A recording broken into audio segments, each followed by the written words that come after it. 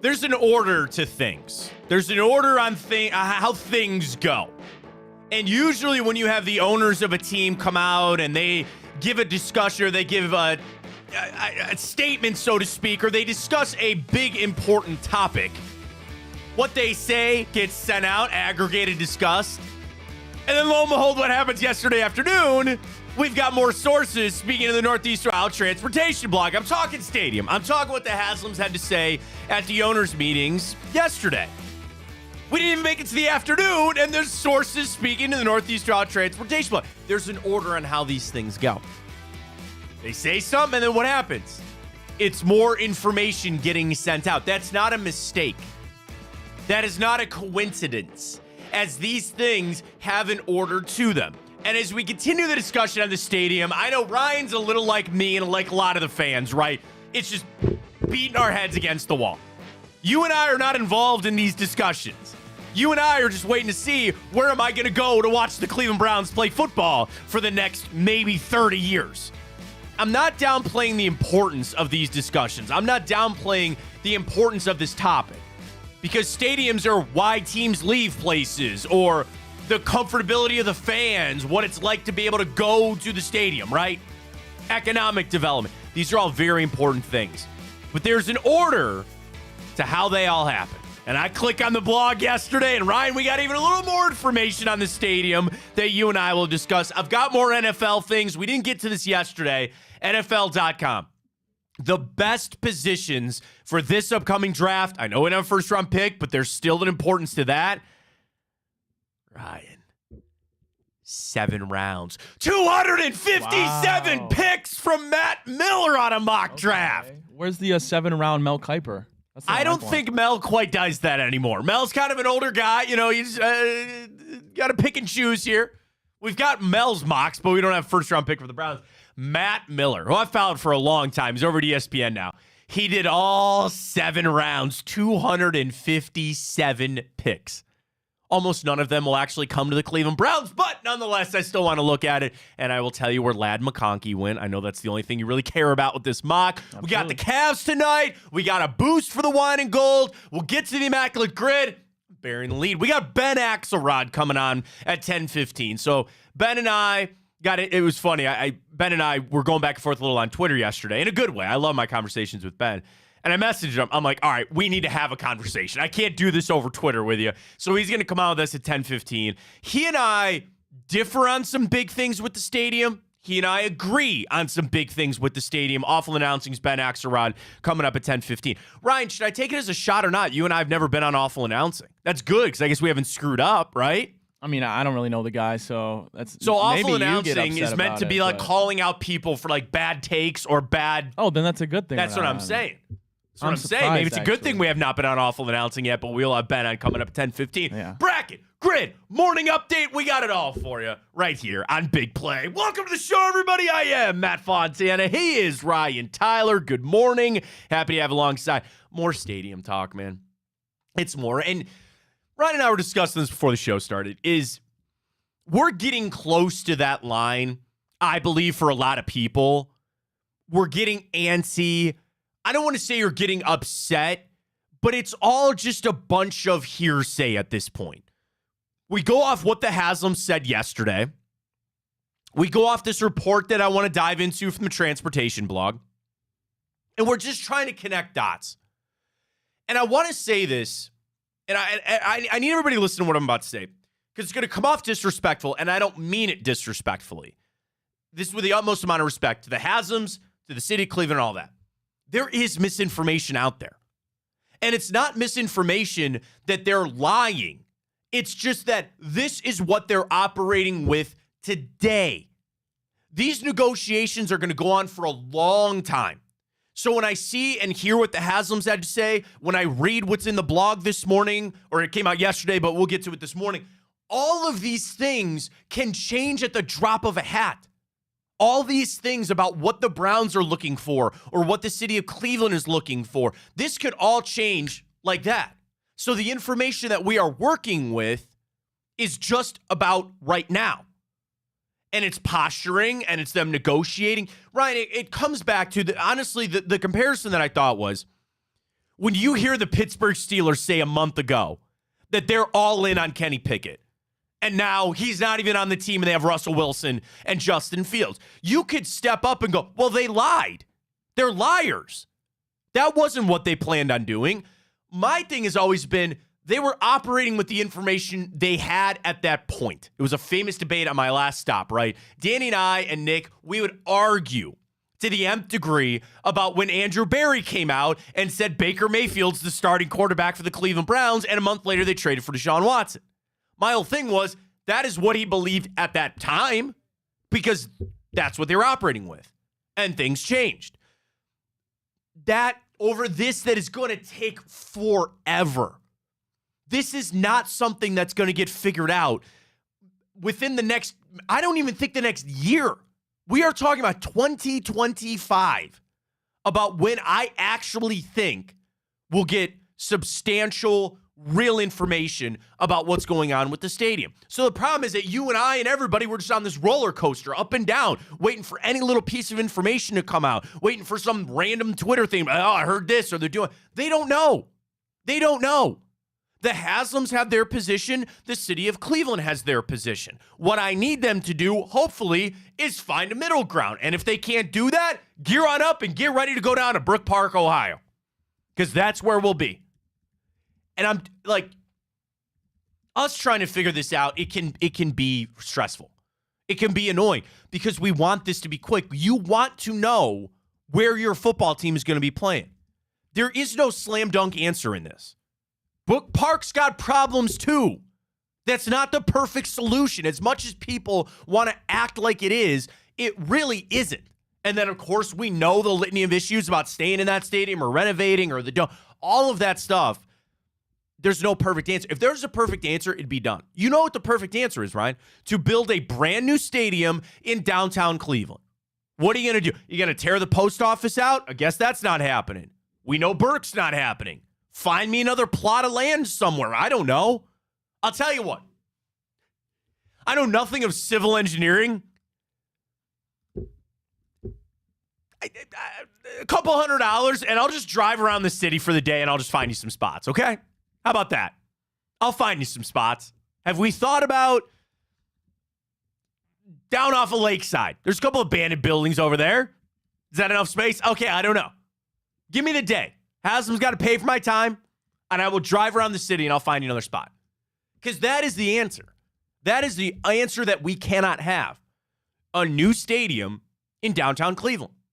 Because part of the things on the transportation blog this morning, and Ryan, I know you're working on the question. You want to post that question about where people... I want to know where the fans are I'm interested. I am too.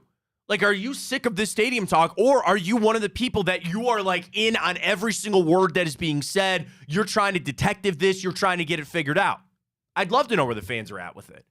There's a lot of things, man, that we just get sick of talking about. I get sick of talking about Deshaun Watson and his play. Yeah, Matt, I want to know who my future quarterback is before I worry about where we're playing. Well, Ryan, you know, if we build a dome, we can get a dome quarterback in. No, I'm just kidding. Deshaun Watson played so well in a dome. What if we just build a dome for Deshaun Watson? I'm just kidding. Is that all we need to do? I'm just kidding. Just build the dome. Another $2 billion investment in Deshaun Watson? Here's the thing. Think about how crazy this is, man. The vast majority of this team won't even play in the new stadium. And I'm even talking about MJ Emerson. By the way, did you see PFF yesterday? They put out 4 quarterback duos, and they asked, who would you want? And they put MJ with Denzel. What was your answer? Oh, I mean, okay. Because hey, what's the other one? It was Sauce and DJ, yeah. That's not the one. I like that Devin Witherspoon, Tariq Woolen, man. Yeah, I'm a big Devin Witherspoon guy, and I think Reek is pretty good too. Here's the 4. Trevon Diggs and Deron Bland. No, absolutely not. You got to sing a Deron Bland. I know. I get it. Then Devin Witherspoon and Reek Woolen, who I like a lot. Sauce Gardner and DJ Reed are very good. I don't know why I'm jaded by the game when we played them and we kind of beat them a little bit there. And then Denzel Ward and MJ Emerson. I thought it was great that they included Denzel Ward, Martin Emerson, and Sauce and DJ Reed. That's fine. I'll join you on last on that list is the Cowboys, just because I know you really can't stand Deron Bland for all of his pick sixes and things like that. But all you do is jump the ball. I know. There's a skill to be had with that. Yeah, when you get burnt down the field because you're trying to get a pick and your stats are padded. Yeah, fair enough.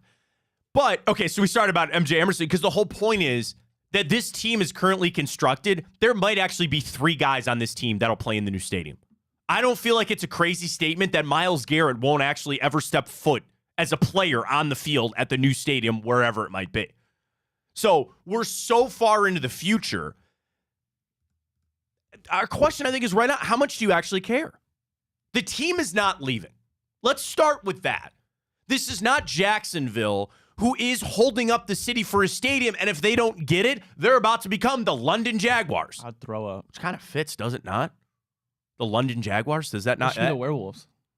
The Werewolves. Hell yeah, they should be. Right? Werewolves of London. Hey, somebody save that clip. It's 9/11 on March 27th, 2024. You save that clip, and we will send it to the U.S. Patent Office or Trademark Office or whatever it is, and Ryan wants his cut on that. Absolutely. Write that down. The Werewolves of London. Hell That'd be yeah. so sick. That'd be so sick. Damn straight, yeah. Good job, Ryan. Yeah, you might have like just that. cashed yourself in a 6-figure, maybe even 7. I hope, dude. I want that right now. I want it on the tape. Save that. Should we just go to the patent? No, it's not the patent office. You're not patenting an invention here. Trademark office. Yeah. How much do you think that would cost to trademark that name, the London Werewolves? Oh, what happens? Buttload of money. Other than the Warren Zevon song, what do you think comes up when I say London Werewolves? American Werewolf in London. That'd Is be it the so Werewolves? It's got to be. Yeah, Werewolves of London. So again, could the tough thing be? And you know how I get with this, man. I think Warren Zevon is. Yeah. Okay. Sorry, I'm not happy that Warren Zevon passed, but he passed a long time ago. Does he have the credit for that? Doesn't it? Like when you pass away, don't you lose your trademark? Goes to like your. Well, if it's family? part of your thing. But then after a certain amount of time, I think it's like We've got 70 Pat with years. us training this. Well, you said there's a baseball team.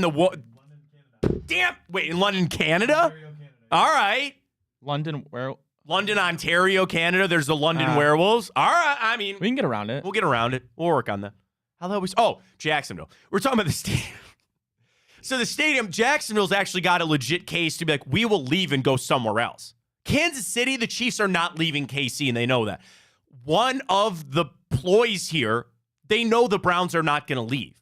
The Haslams, they know how this town feels about Art. You don't want to do that. You're not going to do that. And the NFL would step in right away.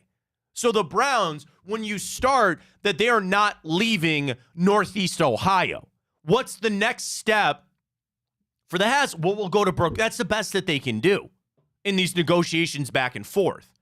So at least if you know there's still going to be in Northeast Ohio, I want to see how the people vote. This would be different if it was a threat that they were actually going to leave.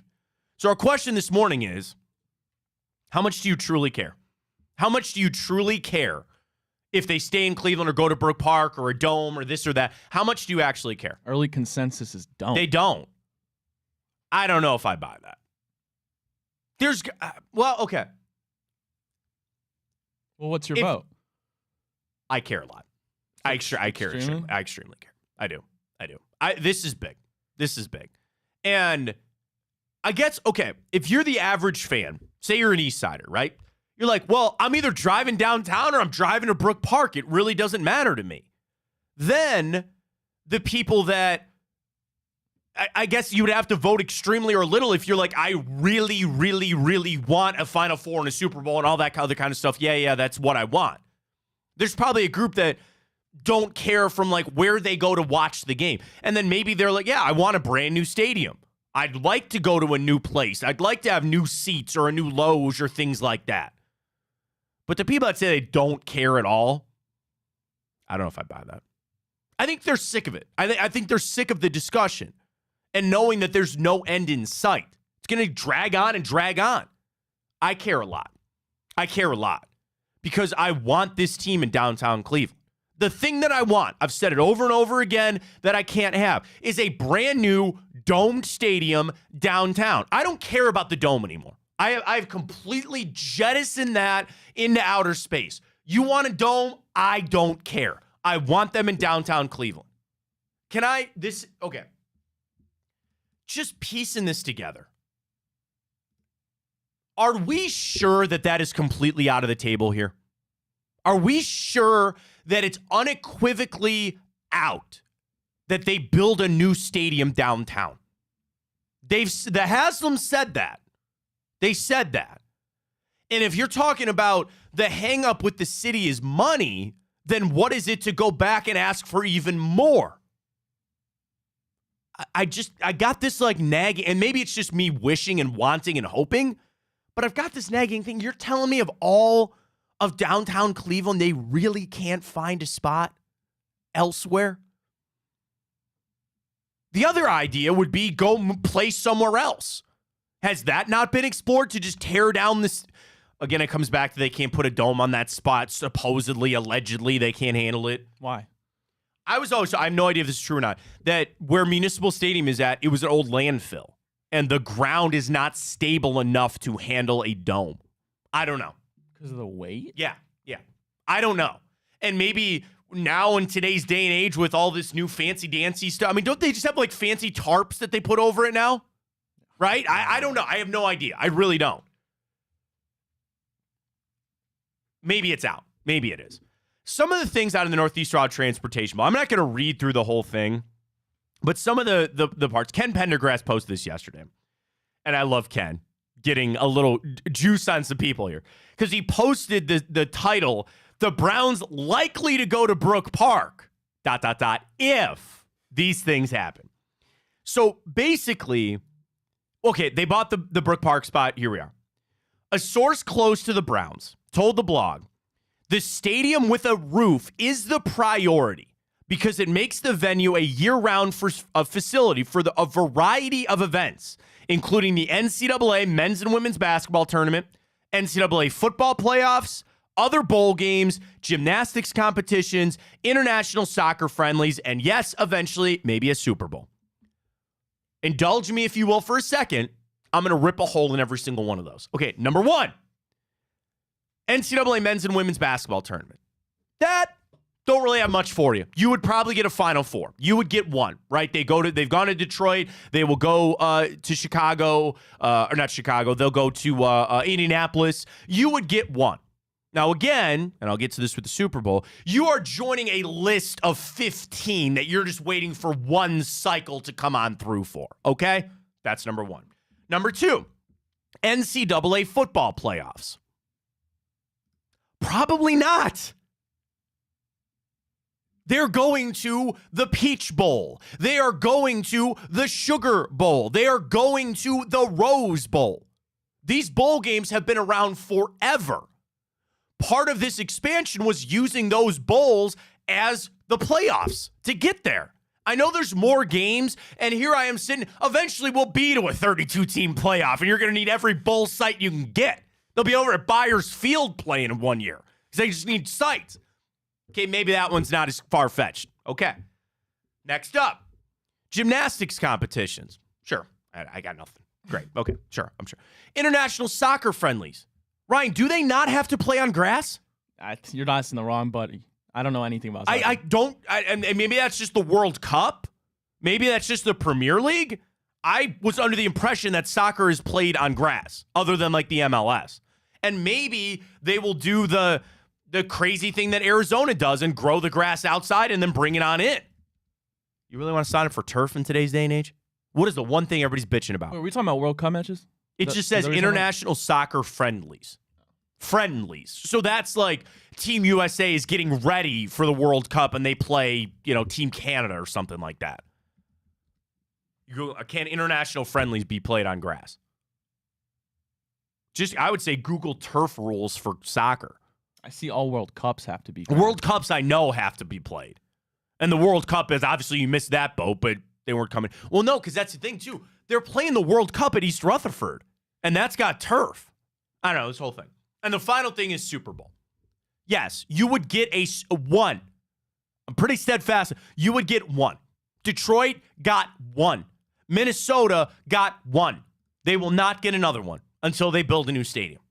I don't know what that economic impact. We Googled it the one time, and maybe that cost would come over. Okay, fine. So that is the first part. The priority, according to the Trans blog, is they want a dome. Sure, I get that. Okay. Then the other part of this, which I found interesting, we start talking money. Again, Northeast Rail Transportation blog. The team would be splitting a much larger tab with the taxpayers, something the city and county officials are concerned about. Their job in these negotiations is to protect the city and the county from overspending, right? I understand that. I'm somebody that's willing to pay some taxes for it. How they come up with that money, it's not quite as simple as snapping your fingers. Then they start talking about some of the negotiations about the things around the stadium. Most notably,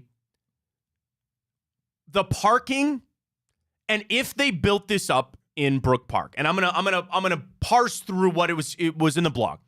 Basically, their discussion is the Haslam's dream is to build this stadium, and they're gonna put a Hilton there, and they're gonna put an Applebee's, I don't know, Red Lobster, whatever. Hooters. Ryan's all on these. He wants a Hooters down there. Great. Get John Daly there to sign autographs on a Saturday. It'll be the biggest event in town. You have to fill a stadium up for that. So you put all these restaurants and all this commerce.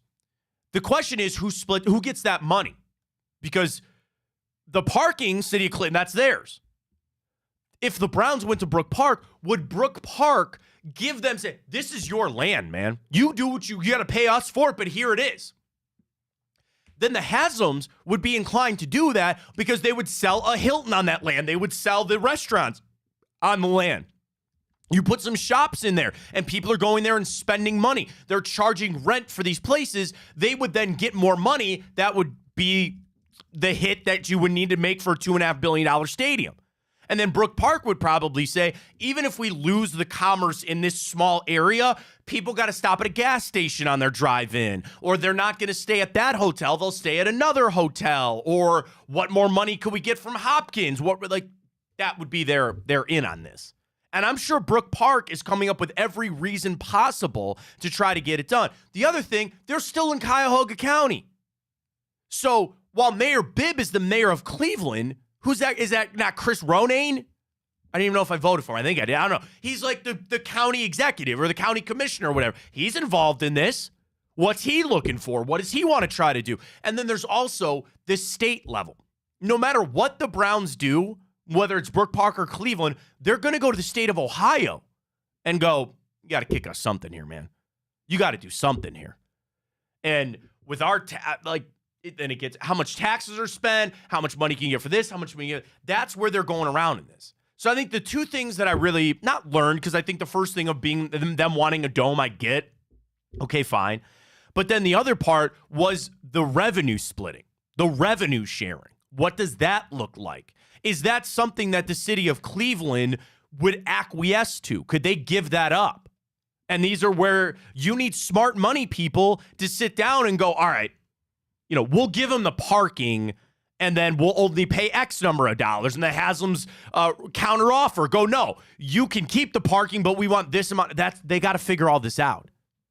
The Haslams have a money-making business. You do not lose money in the NFL. They are in no way going to sit here and take a loss on this. I understand that. And their grand scheme idea, which is a good one to have, we could be making even more money by putting a dome on this place and bringing in Taylor Swift and having Monster Jam. I know you can do that still outside and all that kind of stuff. They want all of these things to be available. And I'm assuming they also sat down and projected what exactly a dome would make. I don't know. I didn't look this up, right? What is the Indianapolis? What is Lucas Oil Stadium outside of the Colts? How much revenue do they have having a dome versus Chicago? Everybody brought the Bears up yesterday. Shout out to Daryl Ryder. Love Daryl at 92. And he responded to one of my tweets about it. And he goes, well, the Bears just bought 130 acres out in a suburb of Chicago. Now they're going back to Chicago. Yeah, that's fine. And that's why I guess I worded my tweet poorly. Not the first nor the last time that'll happen. It's really a mediocre Twitter at Matt Fontana 83. It's not great. Because my whole point was, for everybody up in arms, I was shocked that they didn't buy the land. Because I just would have thought, yeah, here you go. And I granted, that's $40-odd some million, but just to buy it, knowing if it goes bad, you just sell it.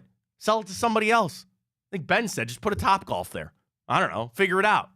Like, that's where I'm a little shocked they haven't done it. Now, in negotiations, I think the Haslams are going to wait when things really start to get discussed, and then they'll pull the trigger on Brook Park. And they'll say, nope, we acquired it. It's ours.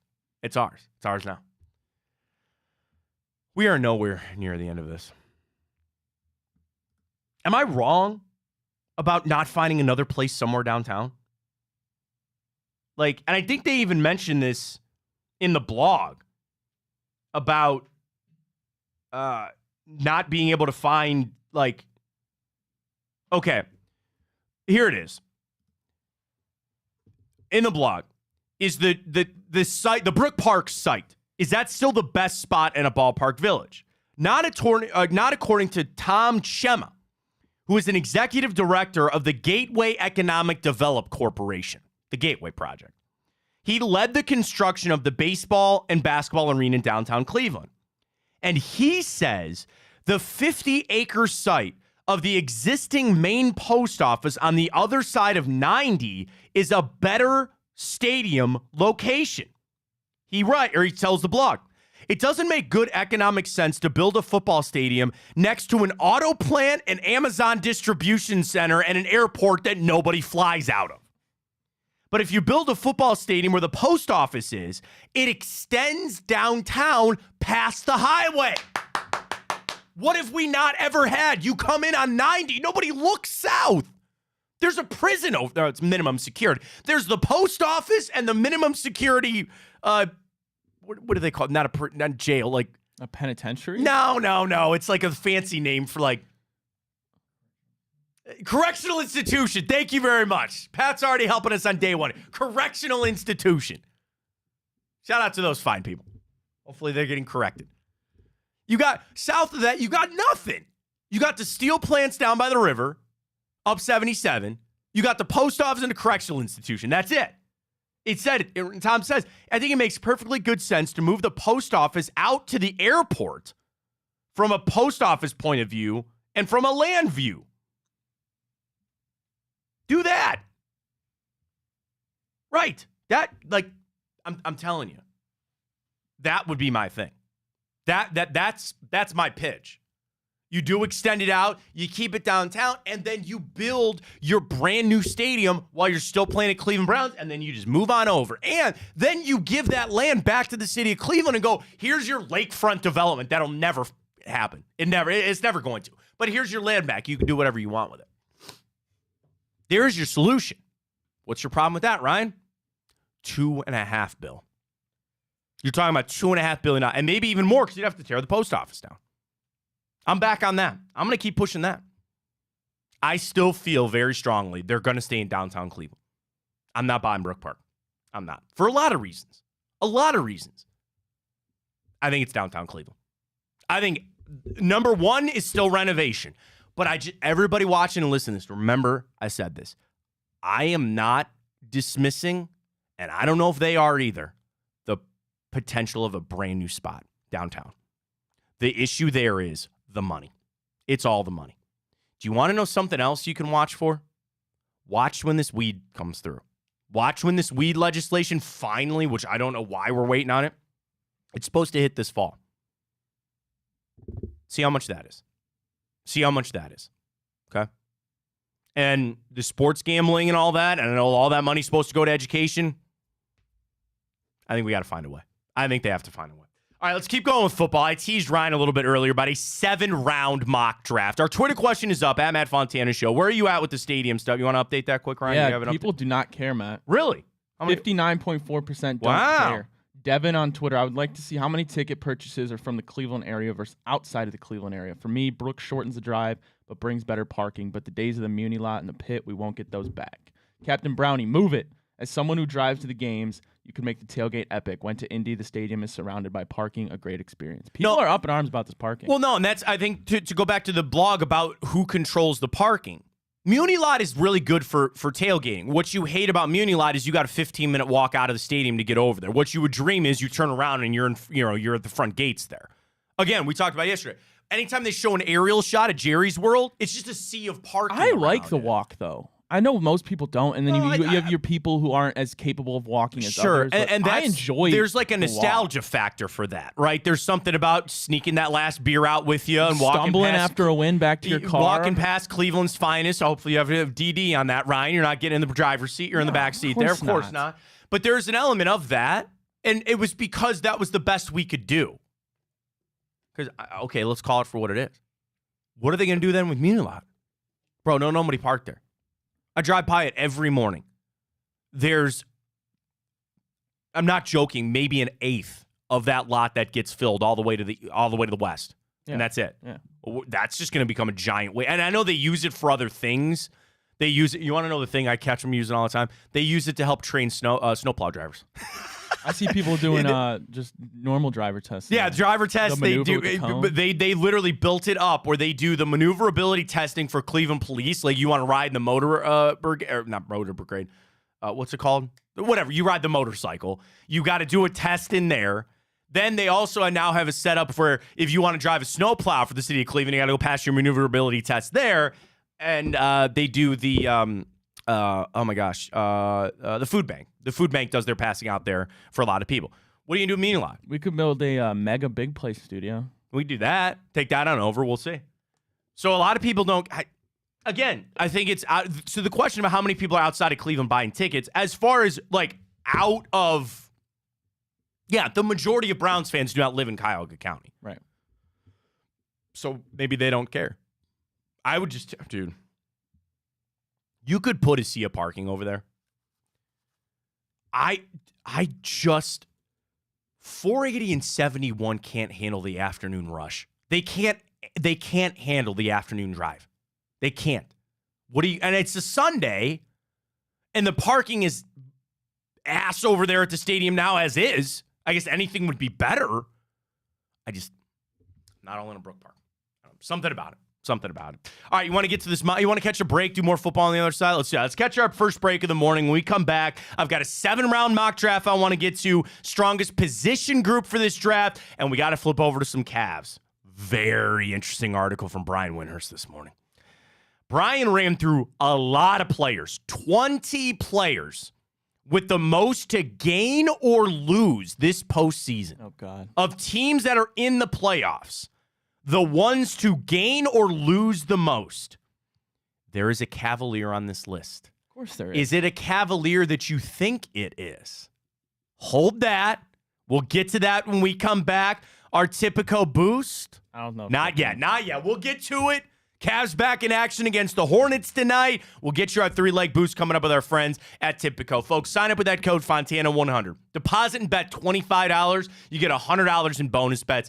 Gearing back up for the NCAA tournament tomorrow. You're out of cash everywhere else? Jump on Tipico for new customers. Deposit and bet $25. Do this. Bet $25 on the Cavs to win tonight. Hopefully they will. You'll cash a little bit, and you get that $100 in bonus bets. Terms and conditions apply. If you have a gambling problem, please call 1-800-GAMBLER. Use that code Fontana100 when you sign up with Tipico. Get those bonus bets going. Get to the cashback rewards, the imperfect parlay. It's all there for you with Tipico. We got some Browns. We got some NFL. Got some Cavs. Got it all for you. Maybe more stadium talk. We'll find that out. Stay with us. Fontana Show right here on Big Play. Well, how do they know I'm doing this? Did somebody leak this out? It's social media. Oh. That's the way social media works now. I thought maybe you were just running that yep.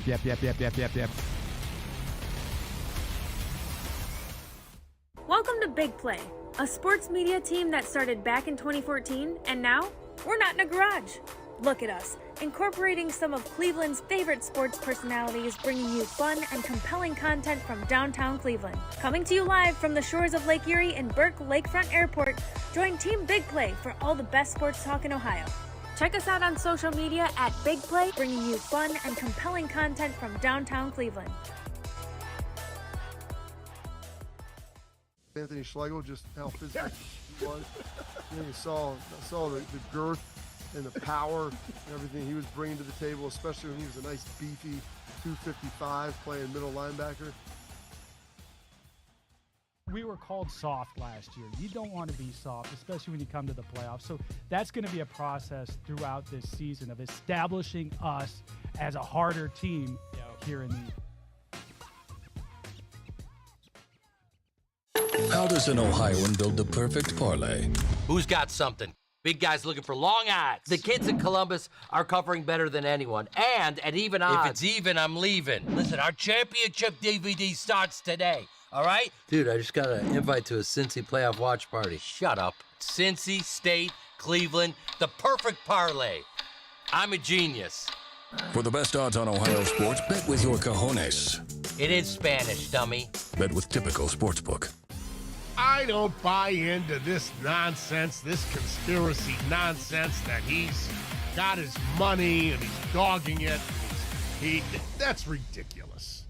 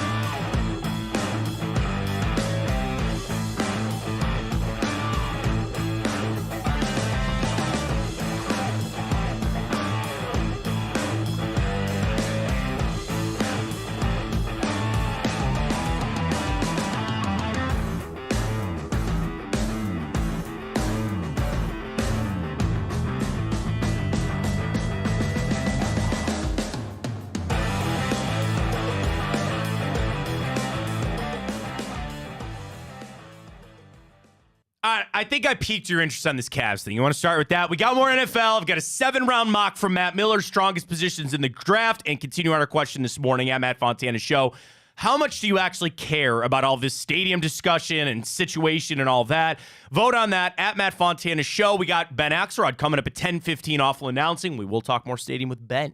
He and I differ on some things. We agree on some things. We're going to have a fun conversation when he joins us at 10:15. So I head over ESPN, Brian Windhurst, who's the best, I will tell you that.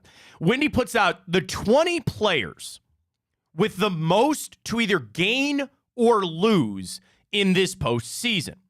So he talks about, I'm assuming he kind of looks at teams that are in playoff positions.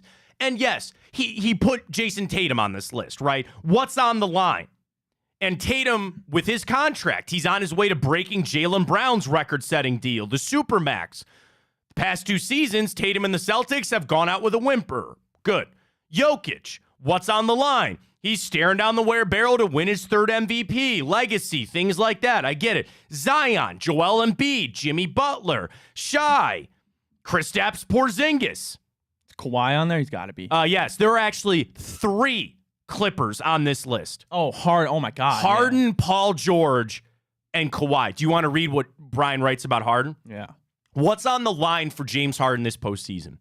He is no longer the best team on his player and hasn't been for years. The best team on his player? I'm sorry, best player on his team. Yes. He is the best team on his player, of course. Talking about Harden. His playoff track record is scattered with underachievement, but he can still be a difference maker even at 34. The central tenet of his case is for a huge new contract with the Clippers. Harden's performance this spring will likely directly affect how the Clippers handle those discussions this offseason. So some of these have to do with money, right? Other guys, it's legacy. Brian put one Cavs player on this list with the most to gain or lose this postseason. Ryan, your guess on that player. Okay, well, I feel like you're making it seem like it's not Donovan. It is not Donovan Mitchell. I think Brian, so let's talk about that for a second. I'm assuming Brian is coming from the standpoint, Donovan Mitchell's good. Okay. He's either going to sign a pretty good extension with the Cavs or decide that he's going to move on elsewhere. I do think Donovan Mitchell, now I'm not saying it's going to be an easy decision. I'm not saying that it's not going to be a hard decision, but from the standpoint of where he sits, he's in a good spot. Okay, well, Darius got paid. It's not Darius Garland. Evan Mobley? It is Evan Mobley. Yeah, okay. I guess that makes sense. So Brian's write-up on why Evan Mobley could have the most to lose or gain this postseason. Mobley's 3rd season, expected to be a launching pad, has been derailed by injuries. When he's been healthy, he's been great on defense. However, he has not shown the type of offensive development that was expected. He's eligible for an extension on July 1st. And after a less than impressive playoff showing last year, He has to have an impactful postseason as the Cavs consider whether to offer the max for Mobley, as they once appeared to be a lock to do. Yeah. I mean, Mobley, for a lot of reasons, good or bad, has really been shifted to the side, has he not? What is our giant Cavs discussion? Darius Garland, a lot for me. Donovan Mitchell and his future and injuries. Jarrett Allen playing and showing that he is invaluable to this team. Evan Mobley has become the forgotten man at a time where maybe even when we drafted him, but even when he started playing, you were like, that's it. That's the guy. That's the future for the Cavs.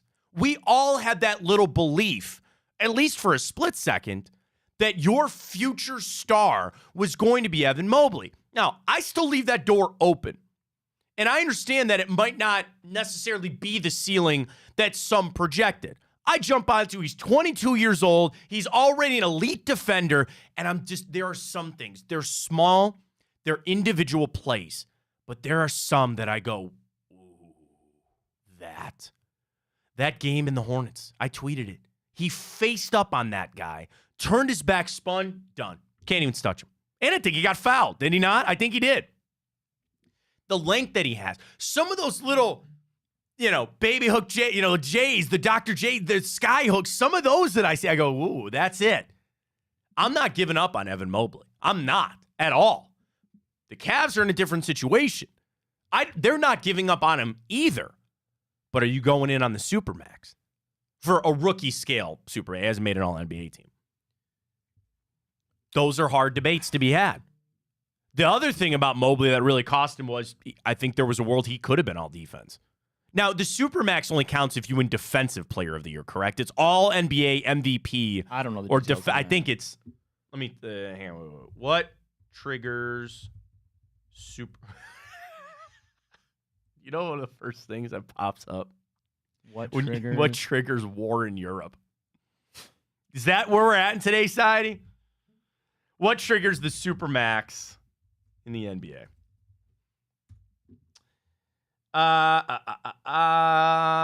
Okay.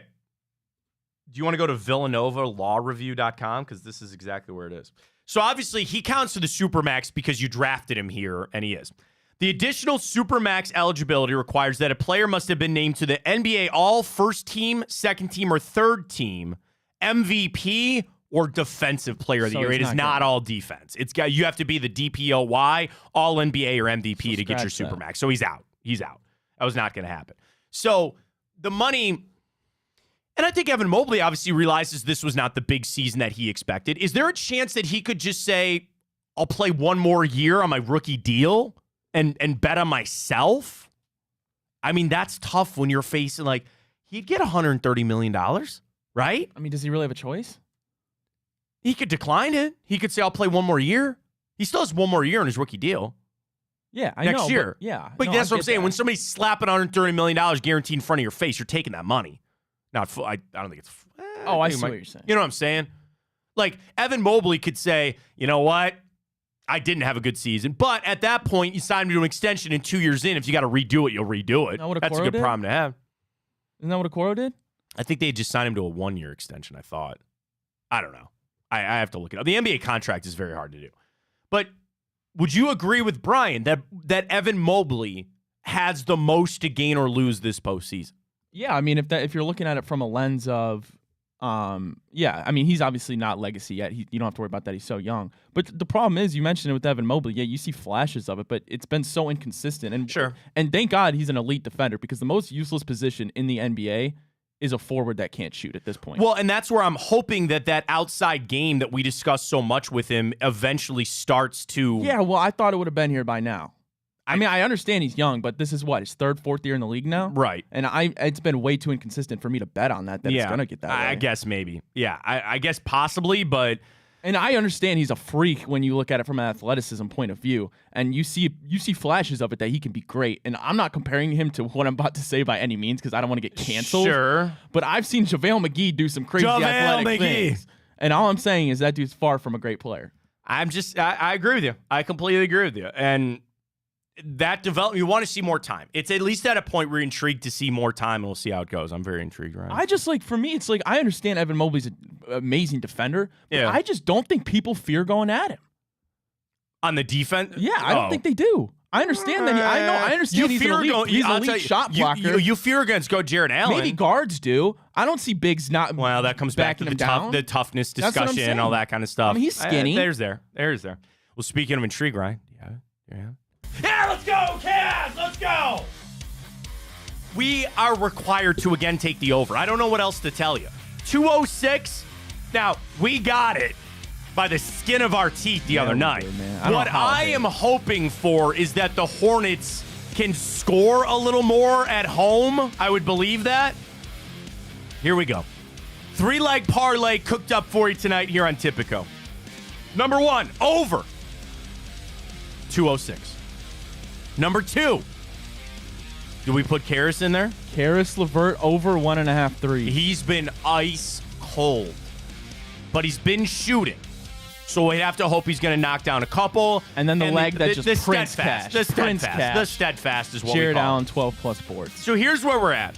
Cavs averaging 112, Charlotte averaging 106 on the year. So that should be a nice, easy cover. That shouldn't be a question. Charlotte's defense, they allow 116 a game. Cavs allowing 110. Head-to-head over their last 10 games. You want to look at last 3? Let's do that. Charlotte and the Cavs. Cavs are 2-1 in their last 3 against Charlotte. Here's your issue. Charlotte has only averaged 100 points. We only average 110. So you're getting a little dicey on that. Let's look into some more trends for this game tonight. Cavs just 2-4 against the spread their last 6, 3-6 straight up in their last 9. But again, they play well against Charlotte. 4-1 straight up in their last 5 games against the Hornets, and they are 5-1 straight up in their last 6 games on the road against Charlotte. Now for the Cavs, I've got splits on the over-unders here. Over has hit 7 out of the last 10 games for the Cavs. The issue, the under has hit 13 out of their last 16 games on the road. You flip it over for the Hornets, under has hit 13 out of their last 19 games and 5 out of their last 6 games at home for the under. Here's a positive stat. The overs hit 4 out of their last 5 games between the Cavs and the Hornets. So I kind of like the spread at 10. It's a little dicey, so that's why we stayed away from it. At 206, come on. You have to take it. Come on. The only question on the injury front for the Cavs tonight is I doubt Evan Mobley might not play. I don't know. Coming off the injury, we'll have to see. Now, Max Strus is one. Could we get him back tonight? What's the latest on Strus? He's questionable for tonight. That would help the over, would it not? Yeah, but who knows how long he's going to play. I'll splash a couple of threes and get on out. I got to take the 3 again. Or I got to take the over. Here we go.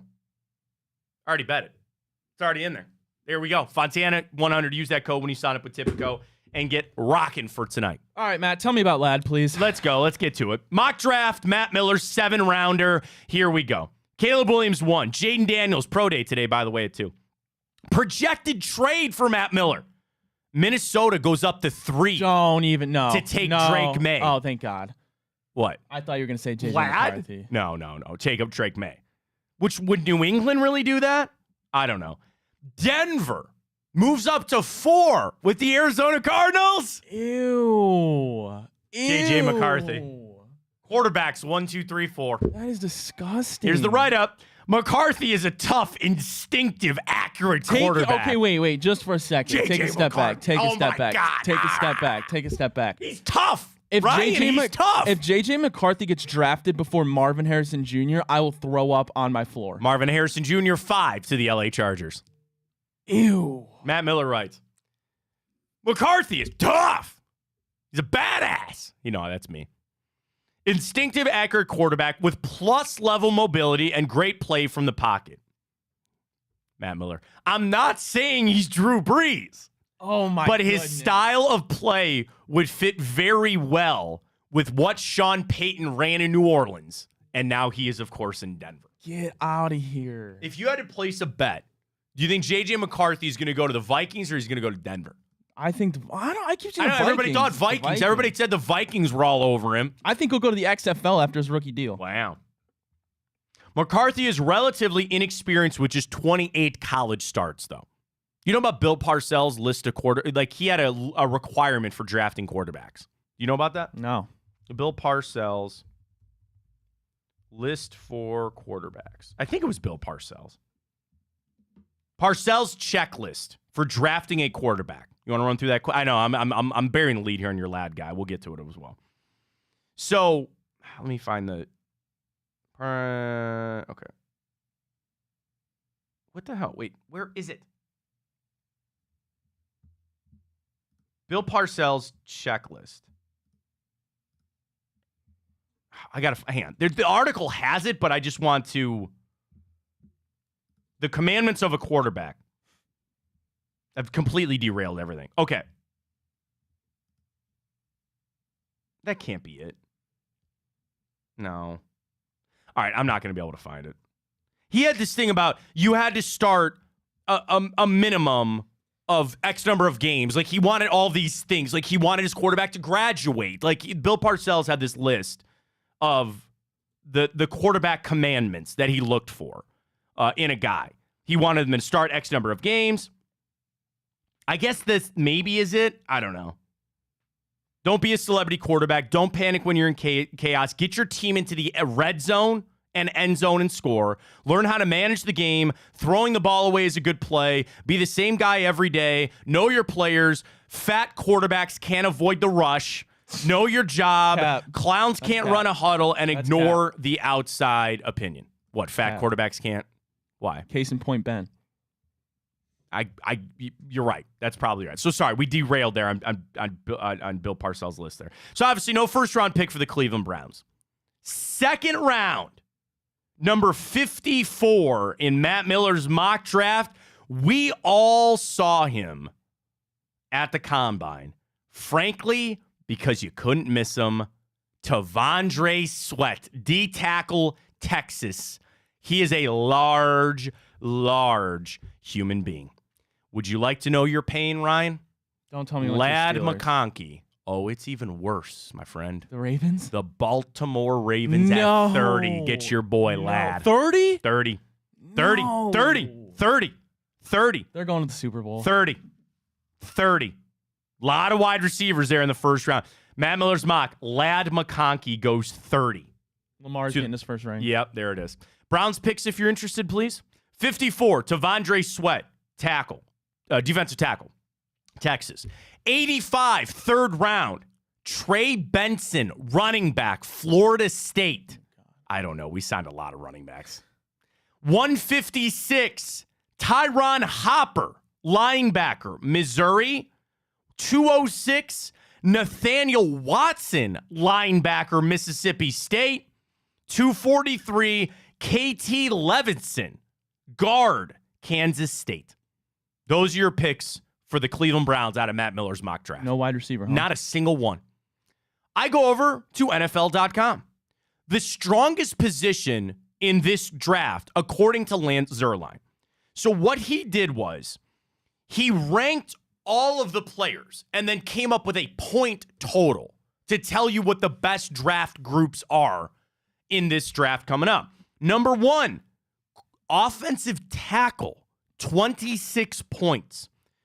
He writes, aside from the quarterback, offensive tackle is at the very top of this list as it pertains to issues with supply and demand.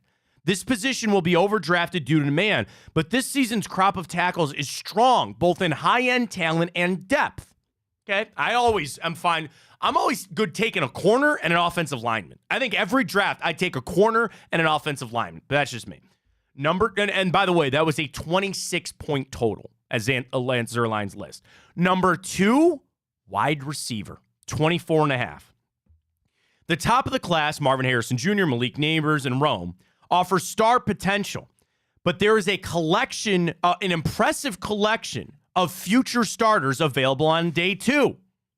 Yes, sir. Lad McConkey, Roman Wilson, who all of a sudden I've seen in third round mocks. Malachi Corley, who a lot of people are interested to see him, Western Kentucky kid. Xavier Legette, Troy Franklin, and Ricky Pearsall, all guys that he brings up. Day 3 will feature some prospects at wide receiver that still need polishing, but still starting caliber players teams can choose from inside the top 100 picks. Then he goes quarterback, strongest position. Edge defender is 4, corner is 5, interior D-line is 7, running back is 8, tied with tight end. Safety and the weakest position in this group of this draft, linebacker. Good, because nobody needs any anymore anyway. So there you go. He says, I give Junior Colson, Edgerrin Cooper, Peyton Wilson, and Jeremiah Trotter Jr., a name that I've seen in mocks to the Browns, as future starter grades. But he said after those 4 guys, that's it. That's all he sees in the linebacker. So again, according to Lance Zierlein, you have the wide receivers being the second best position in this draft, but Matt Miller doesn't have the Browns taking one. You want to know the one pick that I completely disagree with? Trey Benson. I don't see them. They're not taking a running back. You can say, oh, a developmental guy? Draft another one next year. Yeah, seriously. Draft another one next year. And I'm not somebody that's discarding Jerome Ford either, by the way. I thought Jerome Ford was fine. And if you really need him to be your bell cow, you could do worse. I think you could do a lot worse. So that's the one that Devondre Sweat, D tackle, I'd like a wide receiver, fine. A linebacker, absolutely, sure. Offensive lineman, yes, at some point. Running back, no. That's actually one that I wouldn't mind just keep doing what the Browns do. Just keep signing guys in free agent deals.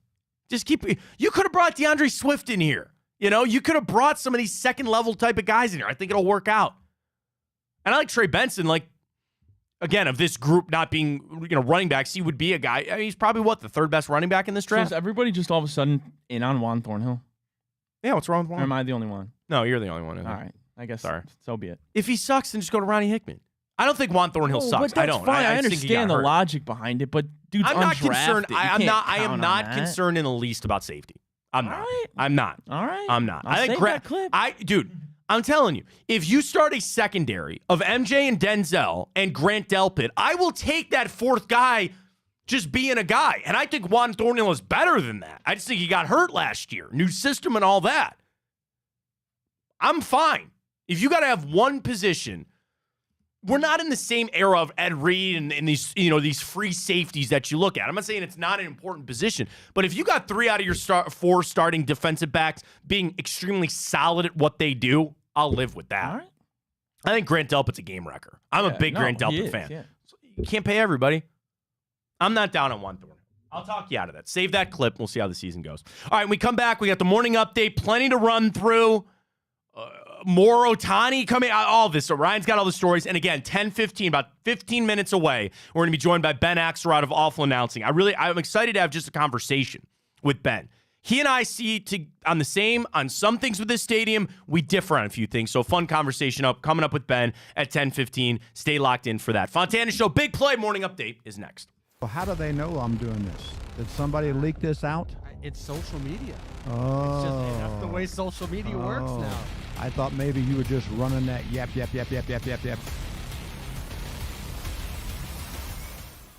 Welcome to Big Play, a sports media team that started back in 2014, and now we're not in a garage.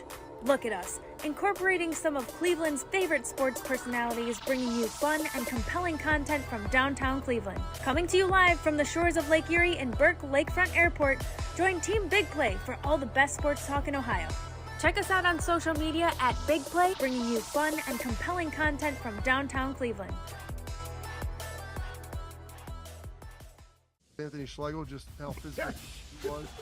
You saw the girth and the power and everything he was bringing to the table, especially when he was a nice beefy 255 playing middle linebacker.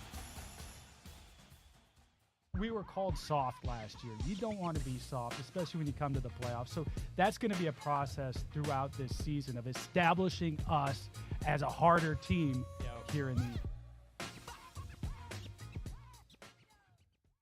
How does an Ohioan build the perfect parlay? Who's got something? Big guys looking for long odds. The kids in Columbus are covering better than anyone. And at even odds. If it's even, I'm leaving. Listen, our championship DVD starts today. all right? Dude, I just got an invite to a Cincy playoff watch party. Shut up. Cincy, State, Cleveland, the perfect parlay. I'm a genius. For the best odds on Ohio sports, bet with your cojones. It is Spanish, dummy. Bet with Typical Sportsbook. I don't buy into this nonsense, this conspiracy nonsense that he's got his money and he's dogging it. That's ridiculous.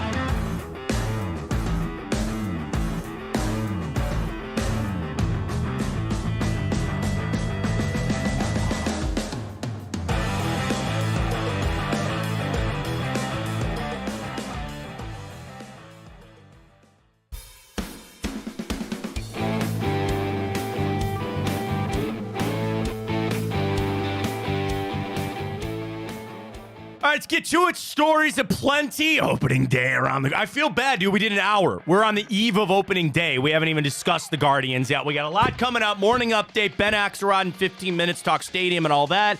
I even got more articles coming out. This is from Courtney Astolfi, Cleveland.com. Shout out to her. Would the syntax follow the Browns to Brook Park? I don't mean to derail you here, Ryan, but just for a second. We originally passed the excise tax, as they call it, back in 1990 to fund the construction of the gateway for the ballpark and the arena. They call it the sin tax because it's on alcohol and cigarette sales. 2/3 of the sin tax revenue still flow to the gateway for improvements on Rocket Mortgage Fieldhouse and Progressive Field, and local leaders agreed to peel off the remaining third for the football stadium. Sounds pretty good. Let me ask you, here, how about this? This is fun. How much do you think the sin tax yields per year on average? I don't know. Only $14 million. So that means each team only gets about $4.7 million a year from the sin tax. Now, you add that up, like, you know, you wait 10 years and you got $40 million. That's not a lot. Any future sin tax extensions will go back to the voters and would likely be subject to new revenue sharing agreement. Okay. If the Browns ditch Cleveland and move to Brook Park, there's no guarantee that the current sin tax could be used for the new facility. But I hate to say, trust me, this is a crazy thing. 4.7 is a drop in the bucket. 4.7 million is pennies to that thing. I hope to get to a point one day, Ryan, where that is actually something I'd say about my own life. 4.7. Pennies. I ain't there right now. Ryan, take it away. Alrighty, Matt. Well, maybe with that $4.7 million. Nothing. All right, Matt. Well, maybe with that $4.7 million, you'll be able to travel to Brazil potentially to watch the Browns take on the Eagles. We should be finding out pretty soon whether or not the Browns are going to be opening up the season down there in Brazil against the Eagles. It is between the Browns and the Packers for Week 1. Now the swell is that it's going to be the Packers. Now it's on the Packers now. I'm not going to the game regardless, so I think it kind of works. It'd be the first game of the year. You got to be on the road because the concert at Cleveland Brown Stadium anyway. Get it out of the way. And, like, I hate tying this back to the stadium stuff, man. But if there was a world that you really, really needed to take a model where you're going to build a new place and you can't play there for a year, go to the NFL and say, first off, on the 17 game where you either get 9 or 8 home and away, give us 9 road games and make one of them international. What if the Browns, how about this? In a year that we might have to build the stadium, and again, this is pie in the sky crazy loon, you tear down the old stadium, you don't have anywhere to play. Give us only 8 home games, not 9, and why don't we go to London for a back-to-backer? just like the Jags did. And now you're down to only 6 home games that you got to find another place to play. I know Browns fans might be up in arms because you're giving away home games, but what else are you going to do? And the nice thing is you have opponents that are so close. Go to Pittsburgh. Go to Cincinnati. You could travel to these games. Go to a back-to-back and say, we'll play, Detroit and Pittsburgh or whatever. You know what I mean? Just whatever back-to-back games in London. You maybe figure that out. I think it'll probably be the Browns. I think it works out. I'm all for it. Browns seem to be on board with it as well. I know you're going to be a big fan of it being a Peacock exclusive, right? Oh, I did. Yeah. I mean, I just steal my buddy's Peacock, so. Well, we don't have to worry about it if it's the Browns. We'll get No, it the local. local. Yeah. That's the nice thing is that they, no matter what, 5 will pick it up or whatever. The local, that's out of market kind of stuff. Can I, complete side note, we're derailing. We got Ben come up here with a lot of stories. This ESPN thing about the local baseball, have you seen that? Where ESPN Plus is now putting links to the regional sports networks to watch baseball, which is great. Guardians are not impacted by that. They're still on Bally's. How far away are we? Can I just get baseball on ESPN Plus? And I know that ESPN Plus major deal with Fox and TNT and all that kind of stuff. Can I get some resolution on that? I'm entering a big important year for the Fontana household when it comes to my internet and my cable. I'm teetering. Once I find out what's happening with the Guardians and the Cavs. Are you still fighting your wife about it? No, she just is up to, we pay $220 a month. $220 a month on internet and TV.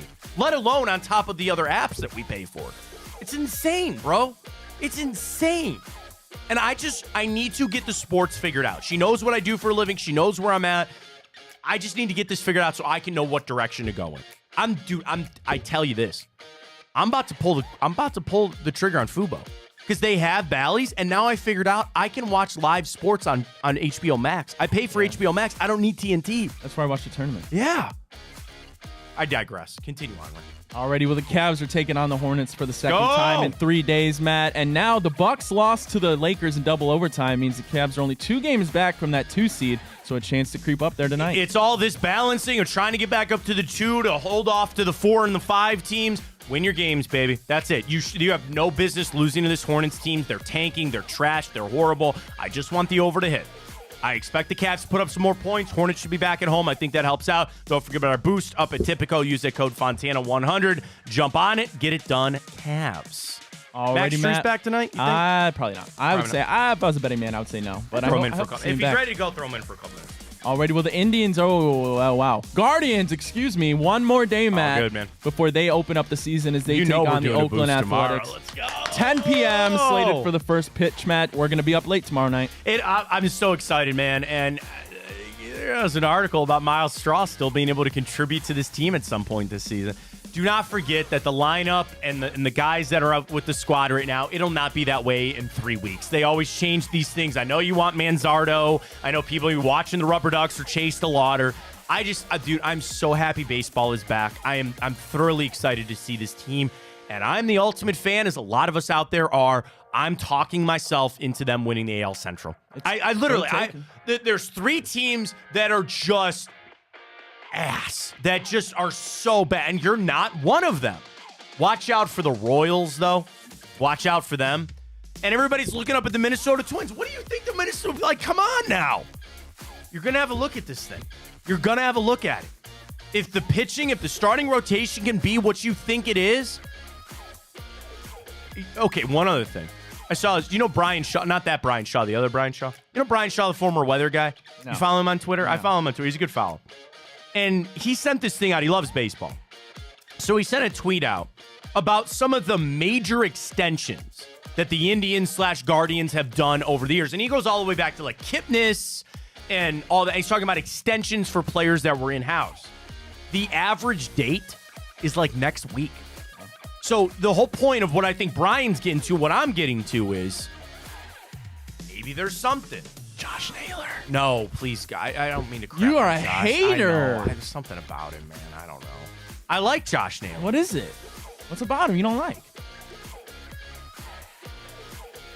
Oh, you don't like home runs? No, that's what I'm saying. Is like, do you really view him as like a home run hitting guy? Yes. I don't view him as a true power hitter. Maybe I'm crazy. And well, who else is going to hit home runs? That is the exact reason. You look at Josh Naylor because you don't have anybody else. I like Josh Naylor. I'm fine with him here. I keep holding on to a Bieber extension. I've said that for a long time. That I actually think with him getting hurt last year, that opened the door more for an extension. Save that clip. No, that's not how they operate. Why not? You don't extend pictures like that.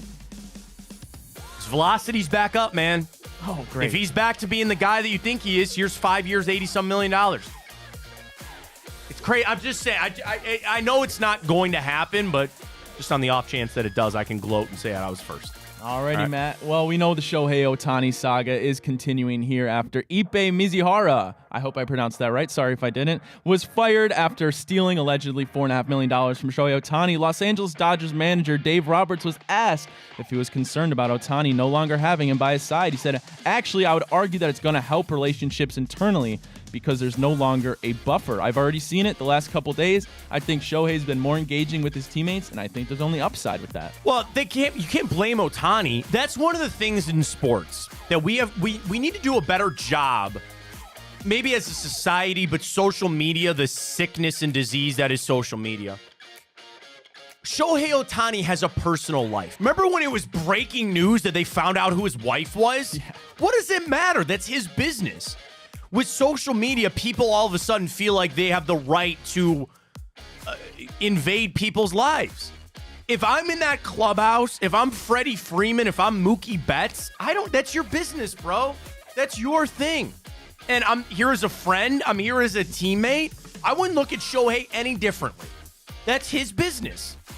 And I know that, and this is where sometimes things can go, because with any professional team, other teammates get asked questions, right? How many times Mookie Betts been asked, hey, man, what do you think of this whole thing? What have you seen on the show?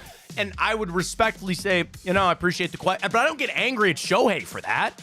I don't get angry at him for this. The one thing that always sticks with me about teammates getting pissed off, do you remember when Zach Plesac and Mike Clevenger broke protocol and Adam Plutko basically came out and go, you guys are pieces of crap? That was one where I was like, oh, because that was a teammate actually, but that was a serious thing.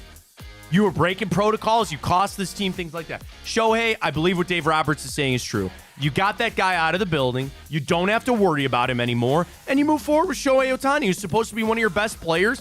I wouldn't look at him any differently. I wouldn't treat him any differently. I still don't buy that this guy was stealing $4 million and nobody noticed it. Nobody saw it. Really? I'm not saying that Shohei was betting. I'm not saying that he was paying off, but you missed $4 million. And I know Shohei makes a lot of money, and he deferred a lot of those payments. Bro. I checked my banking. Shohei's probably got multitude of accountants, right? Bro, I know when there's $100 missing from my account. In relation, right? To how much I make and how much Shohei Ohtani makes. I noticed when there's money missing. How did he not? And granted, again, he's a professional athlete, tens of millions of dollars. He's got money all over the place. He's got offshore accounts. He's got multiple banks, I'm sure. But you don't have somebody watching your money like that? And especially, did it ever come out about how much he was stealing at a time? No. I doubt he took $4 million at a time. So even if he was chugging along with $100,000 here and there and over again, how does that?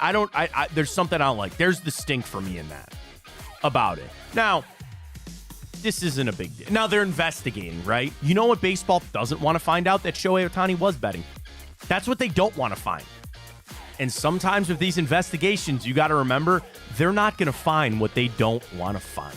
You only find things when you're actually looking for it. I don't think baseball's looking for it. Now, here's where it's going to get messed up. This is a federal investigation because they caught an illegal bookmaker. You don't think that they're going to track down where these dollars were coming from? Now, it's a simple tie a bow on it and hand a present on over. Yeah, that was Shohei Ohtani's money because this guy stole it. The feds are going to find that out. Where they're going to track these dollars. Where was it? I'm assuming these were cash transactions. But they're going to find out, where did this money come from? And again, this guy could get popped for wire fraud, could he not? If he stole money, I know it's not wires anymore, but still, is that not fraud? That is, on top of theft and all that. The feds are going to find it out. And I don't know if baseball wants to find it out. So we'll see how that goes. Got a Ben Axelrod coming up with our stadium discussion. And I'm really excited to have Ben on because he and I are just going to have a conversation. I've known Ben for a long time. And he works at Awful Announcing, does great work over there. And he and I differ on a few things, and we agree on a few things with the stadium. So that's why I really want to have them on. I have just like a public forum. You watch Parks and Rec? I was thinking about public forum. Really, I'm not kidding. The city of Cleveland might need to have a little public forum on this thing. What if they held it at the old stadium? Wouldn't that be funny? And you get Mayor Bibb up on the dais, and you allow constituents, that's a $2 word there for you, to stand up at the microphone. And you know, hi, Mayor Bibb, hi, Matt Fontana, West Park, taxpayer. This is what I want, right? I'm a Browns fan. I'm a taxpayer. I live and work in in Cleveland and Cuyahoga County. And I stand up there and I go, hi, Mayor Bibb, nice to see you. This is what I want. Because we asked this morning about kind of the pulse of where people are at. I think that's maybe one of the things the city of Cleveland could be missing on this whole thing, is the pulse of what the fans and the taxpayers want. Now, there's a lot of taxpayers that might not be Browns fans, and maybe that's where they're more worried about it. But I don't know if they actually have the idea. You're never going to make everybody happy. There is in no world that they're going to spend tax and anything in life and have a unanimous, yep, we're happy with how we spend our tax dollars. What's one of the biggest things in this world is how we spend our taxes or what the government uses for it and things like that. So they just got to find the best thing for the city. But this is so different when you have fans of a team. You know what I mean? And you got to figure out what they like. And I just keep coming back to, I don't know if Justin Bibb really wants to go down as the mayor that let the Browns leave Cleveland. He's not going to Modell level, but to leave the city of Cleveland that way, I don't know, man. I think that's going to be tough. So happy to bring him on. Ben Axelrod, awful announcing, joining us. Ben and I go back a long way. Ben, you and I started on a little bit of a debate on Twitter. I said, well, wait a minute. We're selling the people short on this. We got to do this in person. This is truly going to be a conversation because you and I agree on some things and we disagree on some things with the stadium. So what I want to do is first, I'm going to lay out kind of my stance, my platform. I'll turn it over to you. Tell me what you think. So number one, my priority is location. I want the Browns to stay in downtown Cleveland. I would ideally like a brand new stadium somewhere downtown. I know that's probably not feasible. The Dome, I've given up the Dome debate. I don't really even care anymore. If they want to put one on, great. I argue with people. They tell me about a Super Bowl. They tell me about the Final Four. I've given up. So if people want the Dome, you can go ahead and have it. The Brook Park thing, I still believe the Haslam's priority is to stay downtown. And if they want to get the Dome, you know you can't do that. You'd have to go to Brook Park. The Brook Park thing, which you and I also agree on, I'm a little... The fact they haven't bought it yet, even if they bought it, they could flip it and sell it to somebody else. They could put something else there. So I don't know if they're even all in at Brook Park at this point. It's all posturing. It's all negotiating. My thing, I'd love it to stay downtown. I'd love a new stadium. We won't get that downtown. My vote then is to renovate the old stadium at the $1 billion. Ben Axelrod, awful announcing. Ben, your reaction to any and all of that? Yeah, I think that we largely agree. I guess the thing for me would be, ideally, I would want the stadium downtown, but like if that's number one, then number 2, 3, 4, and 5 like can't happen. They're not downtown. right. Exactly. Right. Like I want a new stadium. I don't want a renovated stadium. I want a roof. I want like a Hall of Fame Village type Patriots place type of deal, which I guess could happen downtown. But it's just like, I guess the question is how much of a priority is staying downtown? Because I think everybody, except for like Brook Park residents, would agree that they want the stadium downtown. It's just a matter of what kind of stadium are we going to get downtown. And if it's just going to be a $1 billion renovation, just a $1 billion renovation, like I don't know. That doesn't move the needle for me as much as having like a truly state-of-the-art, you know, one of these SoFi Stadium, US Bank Stadium type of Final Four, WrestleMania type of stadiums. To me, that's where my priority is. And if either it's something that can't happen downtown or the Haslams aren't getting the funding that they think they need to make it happen downtown, then like I understand looking elsewhere. It's you know, to us in Cleveland who grew up with all three teams downtown, like the idea of one of the teams leaving downtown is crazy, but this is commonplace across the country. I mean, you go to Dallas, you go to Miami. I mean, these are major cities, and their stadiums are way the heck further than Brook Park's going to be from downtown Cleveland. So again, I'd like the stadium downtown, but to me, if they wind up moving it to Brook Park, that's not the end of the world either. You know, you bring that up, Ben, because a take that I have also had on this, I'd love to get your thoughts, is that, yes, a dome stadium, you would get a Super Bowl. You would maybe get a Final Four. You'd get all these other things. But I just would feel that Brook Park then would be a hindrance. And people always yell at me. They go, well, Matt, they're going to build a hotel there. I'm not saying that they won't. They'll put restaurants there. And, the 480 and 71 are right there. Where if they built, again, pie in the sky, brand new domed stadium downtown, then in my opinion, it's a lock. It's an absolute lock that you're getting all these events. I don't know if Brook Park really suffices all the things for those big events. So, again, they would probably get it, but I'm just not ready to jump all in and say, oh, yeah, no question. Of course they'd come here with all these events. I think the other interesting part is, like, we talk about it like they're going to now be in the Super Bowl rotation with Miami and Las Vegas and Dallas. Like, they're going to get one Super Bowl. Right. Like, Minneapolis got one Super Bowl. Indianapolis, which is like a really great stadium with a really great downtown as far as being set up for those type of conventions, they got one Super Bowl. They might have had more Final Fours, but Cleveland's getting their foot in the door. We're getting SummerSlam this summer. We have stadiums we have concerts at the stadium close to year round at this point, or at least in the summer. Like, to me, that's not the big selling point, getting a Super Bowl, because you're only going to get one. And at the end of the day, it's going to be a lot of money, but it's also going to be a one-time event. But I do think the idea of taking it and making it a year-round venue, not just a venue that's active during the summer and the football season, I think that's important. But yeah, I mean, it's going to take a lot of building up, because right now you go over to Brook Park and there's really not a lot over there other than the airport. And so it's going to have to be a whole lot more than the stadium. I mean, they're going to have to build that up into really like a Patriots place type of like own suburb of the suburb to make it happen. Ben Axelrod joining us. Of course, you can read him on Awful Announcing. I do have a fun question for you at the end of this, Ben, because at Awful Announcing, you guys just do it all. I'll give you a second to think, too. What has been your favorite thing to cover thus far at Awful Announcing? Because you guys do all the stories, McAfee, everything. So we'll get to that a little bit later. The question also about the stadium, and one that we posed this morning. You got a great pulse to the fans. A lot of people follow you. You interact with a lot of people on Twitter. Do you think the fans are getting sick of it, or do you think that they're all in, like they're waiting for every single little piece of news, or do you think they're a little apathetic towards it? I think there's definitely apathy that's setting in, especially because, like, we've all been talking about this for more than a year now, and really nothing has changed other than, I guess, now the Haslams are actually putting their voice to it, which I actually think was like an underrated development of this week.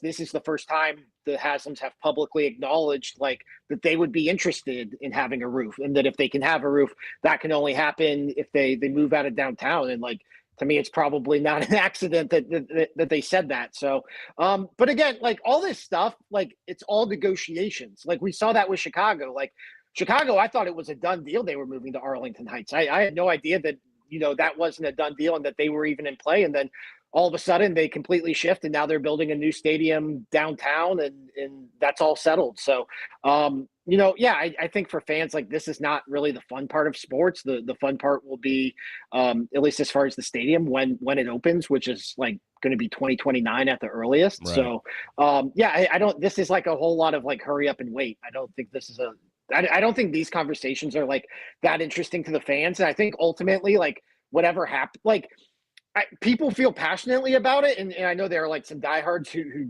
really don't want a roof or really don't want to move from downtown. But like, I think at the end of the day, like, this isn't going to be anything that anyone revolts over. Like, I think that everyone's just kind of going to go along with the plan here. All right. Final thing on the stadium. We got more to talk about. Call your shot. What do you think actually happens? I think they find a way to stay downtown. I do. I think that, I do think that it was interesting that the Haslams put their voice to wanting a roof, or at least to being interested in a roof, and to the Brook Park option. But I just think like this is a franchise that's very sensitive to fan backlash. And I do think for a fan base that has dealt with the team moving before, even though like that was the team actually moving and not just moving 5 miles down the road. Like, I think they're really sensitive to that. I know they were really, really upset when that stuff came out a year ago that they might be moving to Columbus for a year or two to accommodate the rebuilding of the new stadium or the renovations. I know they were really upset about that. I can tell you firsthand. So I think that they'll do everything they can to stay downtown. And I do think a lot of what's going on with the Brook Park thing is ultimately, posturing for the city and all the downtown stuff. Ben Axelrod, Alpha Announcing. Follow him on Twitter at Ben Axelrod. We got to talk a little Cavs, Ben. I have just been neurotic with them, man, where it's like some of those losses, I try not to get all wrapped up into it. I know they battled injuries. I know it was a really tough schedule. Now we're maybe slipping away in the 3 seed and all that. Just kind of where are you with the Cavs, the importance of the playoff, getting out of that first round, the injuries, all that, Mitchell's future. We got a lot going on with the wine and gold right now. Yeah, this has kind of been a bummer of a season to me because it feels like one of the LeBron teams in the sense that this roster is so reliant on Donovan Mitchell. I mean, you watch these games without 45 playing, and it's just like it's such a different team. And obviously, you lose an all-NBA guard, you're going to be a different team. But that's not like what this was supposed to be. This was supposed to be Donovan Mitchell with Darius Garland, Jared Allen, and Evan Mobley. And I think all 3 of those other guys have just had such up and down type of seasons for one reason or another in each of their cases. And so it feels like a LeBron team, except you don't have LeBron. You have Donovan Mitchell, who's a really, really great player, but he's dealing with a knee injury now, and you don't know what you're going to be getting from him. When he comes back, it's just, man, like if you wanted to see this team take a step forward from last season where they had a really great regular season and then fizzled out in the playoffs, like it doesn't feel like that's what's happening right now. It feels like, even though I think this roster is more complete just with the signings and Max Strus and some of the guys they've added to the rotation, like it just feels like a step back for the big picture of this roster. So, I mean, look, I don't have much faith in this team making a deep playoff push. I don't know how you could, except for just having that blind faith. And after that, I think this summer is going to be really interesting when it comes to. I'm right there with you. Like, we sit here, I feel the same way. And there's 2 ways to look at it, Ben, right? You could say, all right, we had a step back down here, but it was just injuries. And that was it. And that's what derailed us. So then you could have one side to say, well, we'll just keep the band together. Right now, again, a big part of that is what Donovan Mitchell's extension is going to look like. You really can't even keep the band together because somebody's going to have to go off of those max deals. And whether it's Garland or Allen or whatever. But you could say that, but then it's like you're forcing your hand by knowing you have to make a change. Then you start staring at JB Bickerstaff. Bro, I'm with you so much. This offseason, I'm glad I'm not in Kobe Altman's shoes. I really am, because he's got franchise-altering moves that are going to happen, and some of them are out of their power. Of course they're going to offer Donovan Mitchell the max. Where's he sitting at right now? Where does he think of this team? Yeah, and it's really interesting because I think like the one thing like we can all agree on is this is a really talented roster in terms of those 4 guys, but they also, both of them are kind of redundant to each other. Like there's such overlap between Mitchell and Garland, and there's such overlap between Mobley and Allen. It's like, how do you handle that? I think that like as long as Mitchell re-signs or signs his extension, then I think you can really look at, do we want to move one of these 3 other guys?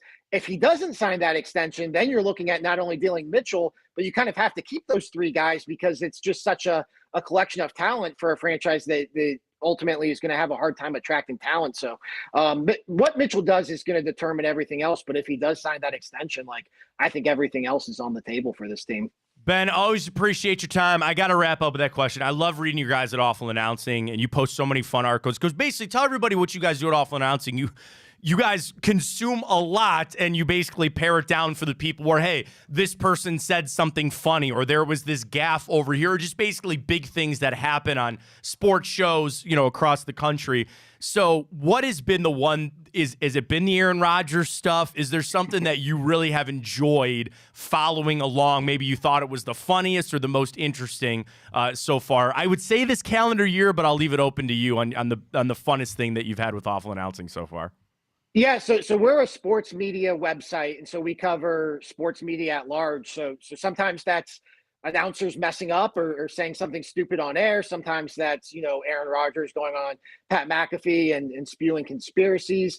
And some of it's just like the business of sports, right? And like what it means for the TV show lineups and the podcasts and the sports websites, everything that's happened at Sports Illustrated over the last few months. So like, it's kind of interesting because when I came to Awful Announcing, I was like, man, am I going to be able to find stuff to write every day? And it's like, we have full slates by the time it gets to noon. Like we are scheduling for the next day. And sometimes stories we write get pushed back because there is so much happens. And really, when you think of sports, like sports business is the backbone of everything you see on TV. So to me, it's like just a really fascinating industry. As far as my favorite thing, I love covering like the Bill Simmons stuff and the Pat McAfee stuff, just because I find guys like that who have kind of carved their own path endlessly interesting. I'd put Dan Le Batard in that case too. I'll tell you what I'm writing about this morning that I find really interesting, and so I'll give you this as my answer, is what's going on with the NFL pregame shows this offseason, because you have a lot of shifting parts. CBS's the NFL Today, they have like nobody under contract except for their host James Brown. ESPN is recruiting Jason Kelce. Jason Kelce's like the big free agent fish. Like this offseason, I said, like, if you were to compare sports media to the NBA, this is 2010. Like this is LeBron, Wade, and Bosch. This is Belichick, Kelce, and Nate Burleson. Not to cut you off, Ben, is Belichick going to be good? I've got this. I kind of question Brady because I think at least he has a little bit more of a personality. I don't know, Ben. I have no faith that Bill Belichick would do well in, I guess, maybe on the dais, like on on the pre. I don't know. Your thoughts on Belichick? You think he's going to be good? So I actually have a story coming out about this in an hour or so. But right. He has, it's not my reporting. It's Andrew Marchand from The Athletic. Okay. He reported that Belichick said he doesn't want to do a pregame show. Oh. And so if he doesn't want to do a pregame show, that kind of makes ESPN the most obvious suitor, because he could do the Manning cast type deal. Yeah. And McAfee has been publicly recruiting him to be a regular on his show. Yeah, so I think you're going to see Belichick kind of have this more unique role. I don't think we'll see Belichick be a traditional media member so much as we'll see him kind of be this Peyton Manning kind of roving figure who has his hands in a lot of pies. Yeah, I love it. I got to tell you, the Simmons McAfee beef was some of my favorite stuff from you guys. Well, it's interesting too, because Bill Simmons is old school media now, and Bill Simmons was the new guy. He was the Maverick when you and I were younger, and now Bill Simmons is the establishment. The podfather. Guys like Pat McAfee going at him. So it's pretty crazy, man. It is fun. Ben, I love your guys' content. I always appreciate your time, man. Follow him at Awful Announcing, at Ben Axelrod. We'll have you on again soon. It probably will be before we get a stadium resolution, because that's going to be 3 years down the road. Ben, really appreciate it, man. Absolutely. Good talking to you, Matt. There he goes. Ben Axelrod, Awful Announcing. Follow him on Twitter at Ben Axelrod. Dude, that was because you and I made fun of it on the show. And I just, I can't help but think about McAfee now. When Simmons goes, you know what the Pat McAfee show is? Ooh, let's look at the Dallas Cowboys. Yeah, something's going on there. We should really keep our eye on that. We will do that. Great. Like, that's all I think about with the McAfee show. But Ben is so great because for a lot of that stuff, I can't, I don't listen to Bill Simmons every day, or I don't watch McAfee every day. So I use Ben as kind of that funnel for me. He kind of gets me my important stuff. So he's your Dov Kleiman. He pretty much is. I'd take Ben over Dov any day of the week. Any day of the week, man. Yeah, the article he's talking about, ESPN aggressively pursuing Jason Kelce.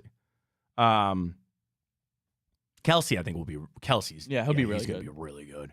And I don't want him as a color commentator. I want him in the studio. Yeah.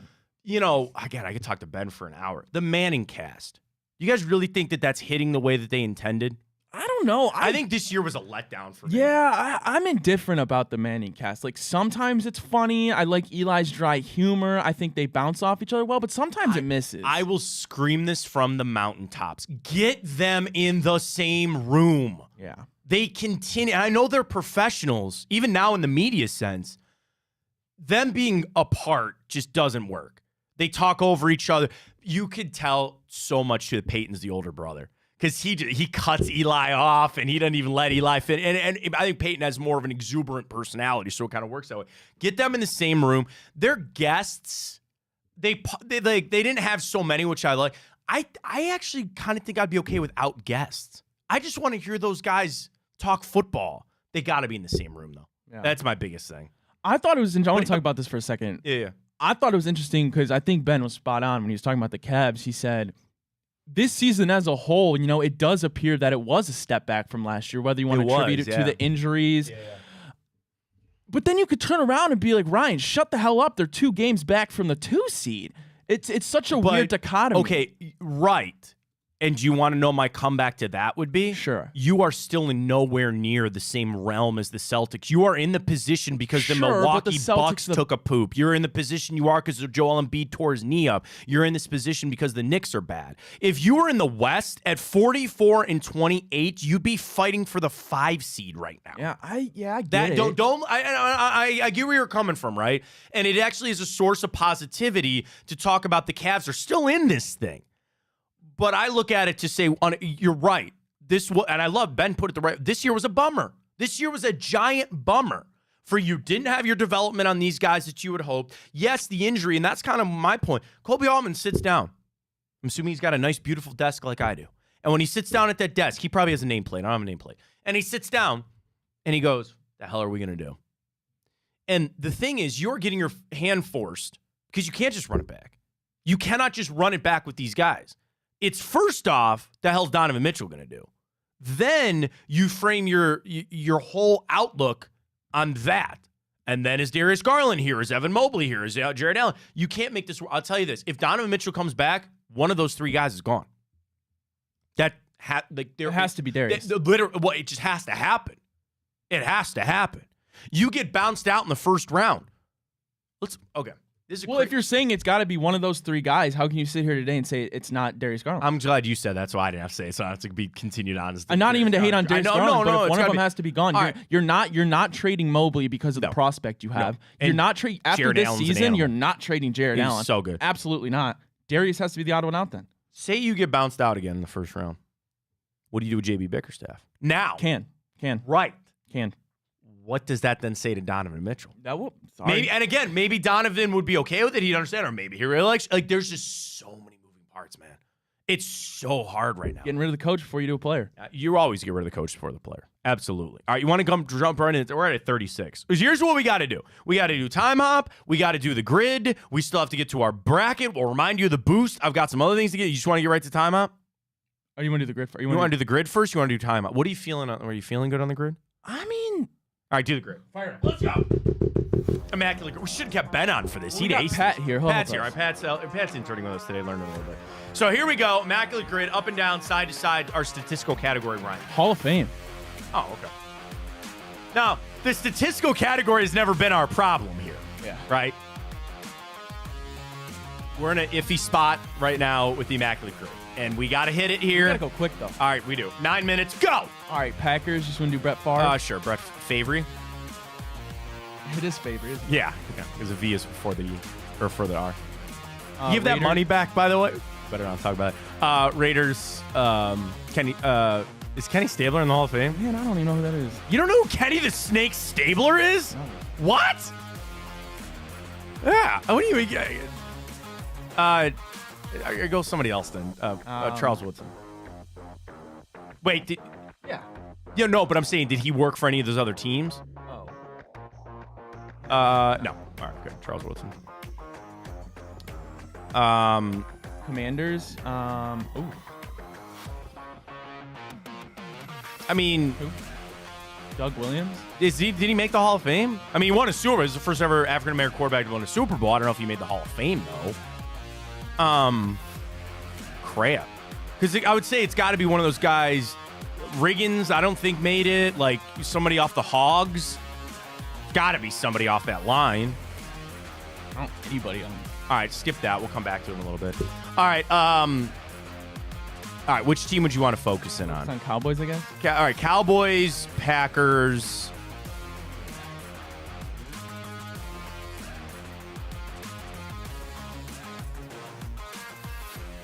I actually already have one for Washington, Dallas. Remember Alfred Morris?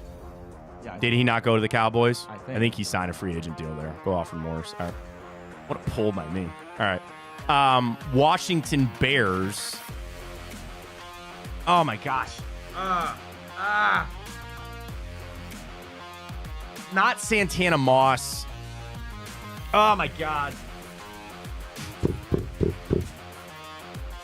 No. Can you see Antonio Holmes? No. All right, we're gonna let's just kind of pick through if we got any other ones. Raiders, Cowboys.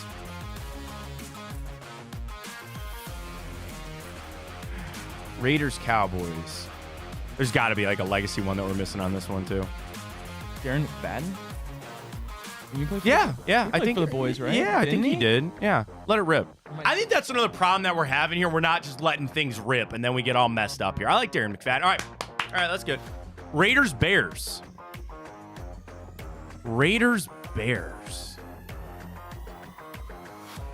Nathan Peterman?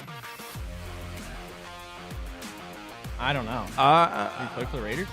I'm pretty sure he did, and I know he played for the Bears. If you're not feeling it 100%, all right, look at us just letting it rip this morning. Maybe that's what we got to do. I'm saying. I think you're right. I think we just got to let it rip. All right, Packers, Bears. Rivals. Rivalry, so it'd have to be free agent wise.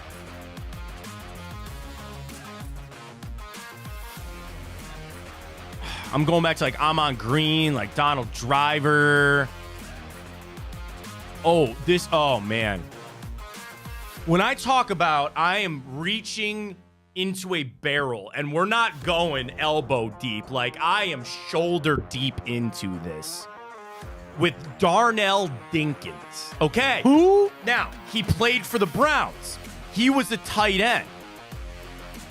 And for some ungodly reason, I'm connecting two of these spots between the Packers and the Bears. Now, I use that to jump off to, do you remember Bubba Franks? No. Tight end for the Packers.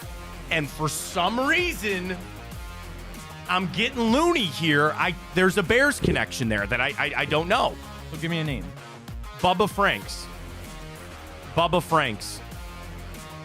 Now. Shocked. Yeah, that's okay. That's all right. Let's try. Who is it, Doug Williams? Yeah, we could try. Which one? 86 and the first one. Yeah, 78. Yeah. Oh. Yeah. See, I actually think he's in the College Hall of Fame, but I don't think he's in the Pro Hall of Fame. I don't know why Packers Cowboys is gonna like gnaw at me a little bit here. Randall Cobb never played for the Cowboys. Yeah, he did. Did he? Yeah. Randall Cobb played for the Cowboys. Yeah, he did. Why didn't you say that earlier? I didn't know he played for the Cowboys. He played for the Cowboys. Why did I think of that earlier is the question. Yes, Randall Cobb played for the Cowboys. You're 100% correct. One more if we can think of it. I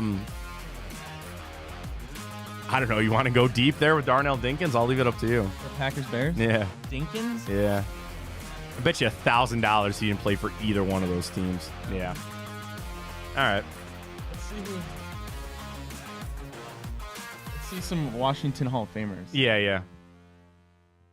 Jason Taylor.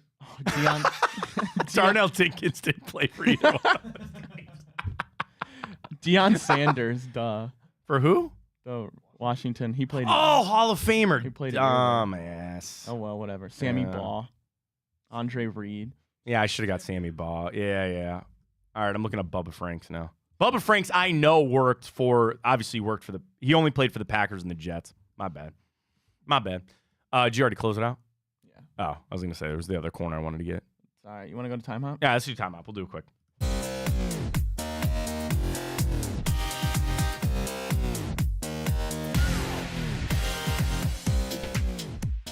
All right, let's get to it. We'll tell you what happened here on the 27th of March. We jump on back, including just 1 year ago today. It was official. Lamar Jackson requested a trade from the Baltimore Ravens. It's just, he went back, he signed the deal, but it's that kind of stuff when you talk about your football team, right? It's things that you have zero control over that could just massively shift everything about you and your franchise. If the Ravens had screwed that up and Lamar went to Atlanta or went anywhere else, just what impact that has on your team, the things that are completely out of the realm, which again, here are the Browns now all of a sudden that have it built up, they're ready to go, and there's a sea of quarterbacks in the AFC that you got to go through now, right? It's just, that's how sports work. If you were the Dolphins for how many years, staring up at Tom Brady, the Bills for how many years, saying, well, we're only ever going to be second best in our own division. Life is, I had somebody tell me this a long time ago, and man, is it true. Life is all about timing. It is all about timing for things, and that's just where we're at. So I would have loved if they would have screwed that up with Lamar, but unfortunately they didn't. Ryan, do you remember, and you obviously were a little younger than me, remember when the pandemic hit and there was a big argument about what was essential and what was not? Essential workers and essential places? Oh, I was essential because I delivered pizzas. Well, this day 2020, the state health department ruled that golf courses were not essential and therefore must close due to the pandemic. Geez, who'd have thought? Well, no, but what I'm saying, the boom in golf. Yeah, but people talk about essential the boom during a pandemic? Yeah, people would have, like, to do something, what would have been better than golf? You're outside. Okay, but to say it's essential is lunacy. For mental, I would have loved to have been able to go and play golf, and I couldn't. Golf isn't a real addiction. Golf is an addiction. It is not real. Oh, it's real, No, buddy. it's not. Oh, I will introduce you to some people and tell me it's not real. When you get bit by that golf bug, then it's a psychological addiction. But what I'm saying, aren't all addictions psychological? No. Some are chemical, some are body. That's why alcohol was deemed essential. That is. Well, do you want to know why it was deemed Because essential? people would die without it. No. Well, I mean, to your point, yes. Do you want to know why? Because hospitals. They didn't want people going through withdrawal of alcohol addiction and then showing up at the hospital where they were already overstaffed or over capacity and understaffed because they're dealing with COVID. Seriously. That is a thing. That's why they deemed liquor stores to continue to be open, because they couldn't deal with people coming in because they were sick. Isn't that crazy, man? Is that not absolutely nuts? I would have kept golf courses open, but that was just me. This day, 2018, Jimmy Haslam was speaking at the owners' meetings. He said it was going to be both John Dorsey and Hugh Jackson that would be deciding on their quarterback. And they ended up getting Baker Mayfield. That sounded like that was not Hugh's choice, so it must have been all John Dorsey on that. Dorsey made some good picks. You were not here without John Dorsey. You're not here without Baker Mayfield. You're not here without Myles Garrett. You're not here without Nick Chubb, but Dorsey's somewhere on that list, man. This day, 2017, was officially announced that the Raiders were leaving to go to Las Vegas. Obviously, that has worked. That is, over and over and over again on how that kind of works. I'm sad about the Oakland fans. I know they're supposedly losing the A's now, and Rob Manfred doesn't have a fucking app. Oh, you just go right across. You don't get it, Rob. You don't get it. 5 more years. He doesn't get anything. He sucks. I can't stand Rob Manfred. This is different, though. Raiders were always going to leave, and they're in Vegas, and it's worked out. Do you remember when Johnny Manziel did his pro day in pads? Yep. He did it this day, 2014, in front of former presidents. I think GW was there, was he not? Probably. I think he was. Or HW, not GW. GW is, or I think a GH from King of the Hill. Cotton had another son and named him Good Hank. GH for short. No, GW was there for that one. For his, he said, "Oh, you're playing in the pads." He suckered somebody, man. We all know who it was that he suckered. This day in 1989, Sports Illustrated made their post about Pete Rose's gambling addiction. And, I mean, now with Ohtani, free him. Like, I saw a clip of somebody grab Pete Rose. Like, what do you think? Pete Rose should be in the Hall of Fame. The sad thing is they won't put him in until he dies. That's it. And that's sad. I hope Pete knows that he's going to go in one day, that he deserves to be in. He's one of the best baseball players to play the game. So we bet on it. Who gives a damn? I really don't care. How about this? This is 1973. Marlon Brando declined his Oscar as the best actor for The Godfather, and he did it in protest of how Native Americans were being portrayed in film. Good for him. Good for him. Marlon Brando stepping up for that. This day, 1939, the first ever NCAA basketball championship. Oregon beat Ohio State 46-33. 33 points in a game. That's kind of what the Cavs are on right now with their pace from the other night, but I digress. This day, 1929, Herbert Hoover. You want to do a little trivia this morning? I know we have no time, but here we go. Yes. This day, 1929, Herbert Hoover installed the first bathtub. What in the Oval Office? A bathtub? No, it's not a bathtub. bowling alley? No. Was it installed this in the Oval Office, not just in the White House. So that's where a bathtub doesn't really fit in the Oval Office. In 1929, he installed the first ever what in the Oval Office? God, is it like a luxury item? At the time, it wasn't necessarily luxury. A TV? No, close, but no, yeah, like something. You're tiptoeing down the right path. Yeah, keep going. A piano? You tapping? No. I'm saying you're going down the right path. Radio and computer? television. No, not a computer. Telephone? Telephone is correct. Oh, okay. He installed the first ever telephone in the Oval Office this day, 1929. Very happy birthday goes out to Cale Yarborough, NASCAR legend, Randall Cunningham, Buster Posey, Matt Harvey. What a fall off that was for Matt Harvey. Oh, you want to know who had a far harder fall off than him? R.A. Dickey. Yeah, but R.A. Dickey won a Cy Young. Did Matt Harvey win a Cy Young? I think he did. Probably. But I'm saying, like, Matt Harvey, when he was first up with the Mets, they were like, this is the next Justin Verlander. He tears his arm out. He gets into the drugs. I mean... Oh, I didn't know that. Oh, yeah. Yeah, I mean, after he... I'll put it this way. And Matt Harvey has exposed all this. When I tell you that he was living life like a New York athlete would, he was living a life like a New York athlete would. And then he had Tommy John. He was never the same, but, dude, he got caught up in that fast. They not indicted him. They subpoenaed him for Tyler Skaggs passing away. Because apparently he was getting drugs from that same guy in the Angels organization. And we're not in the era anymore of, like, Darryl Strawberry and Dwight Gooden, I don't think, which is a good thing. But they were talking, dude, it's still rampant. But that's Matt Harvey. Happy Matt, birthday. I got to interrupt because this is crazy. Caitlin Clark gets a blockbuster $5 million from the big three. Yeah. You see that? I don't think she's going to take it, but she got an offer from it's Ice Cube, right? Yeah. That's his big three. That would be fun to watch. Yeah. Do that in the offseason. Let her go play in the WNBA. Get that cooked up. Would you not want to see that? Would you not want it? And I'm not even talking about the college athletes. Like, get Sabrina, get Caitlin Clark. Who's the other great player? Oh, my God. Brittany Griner? Not Brittany. Well, Brittany Griner, yes. I can literally picture her face. Is she still playing? Yeah, she's like one of the biggest players in the WNBA. Della Don? No. Elena Della Don would fit, yes. Breanna Stewart. Stewie. Oh, Get Stewie in it. If you imagine you put those I'd watch that. Yeah. And it's like the WNBA is great. Put them in a 3-on-3 game. That'd be a lot of fun. That would be. That'd be a lot of fun to get that going. All right, quick wrap up here on the birthday.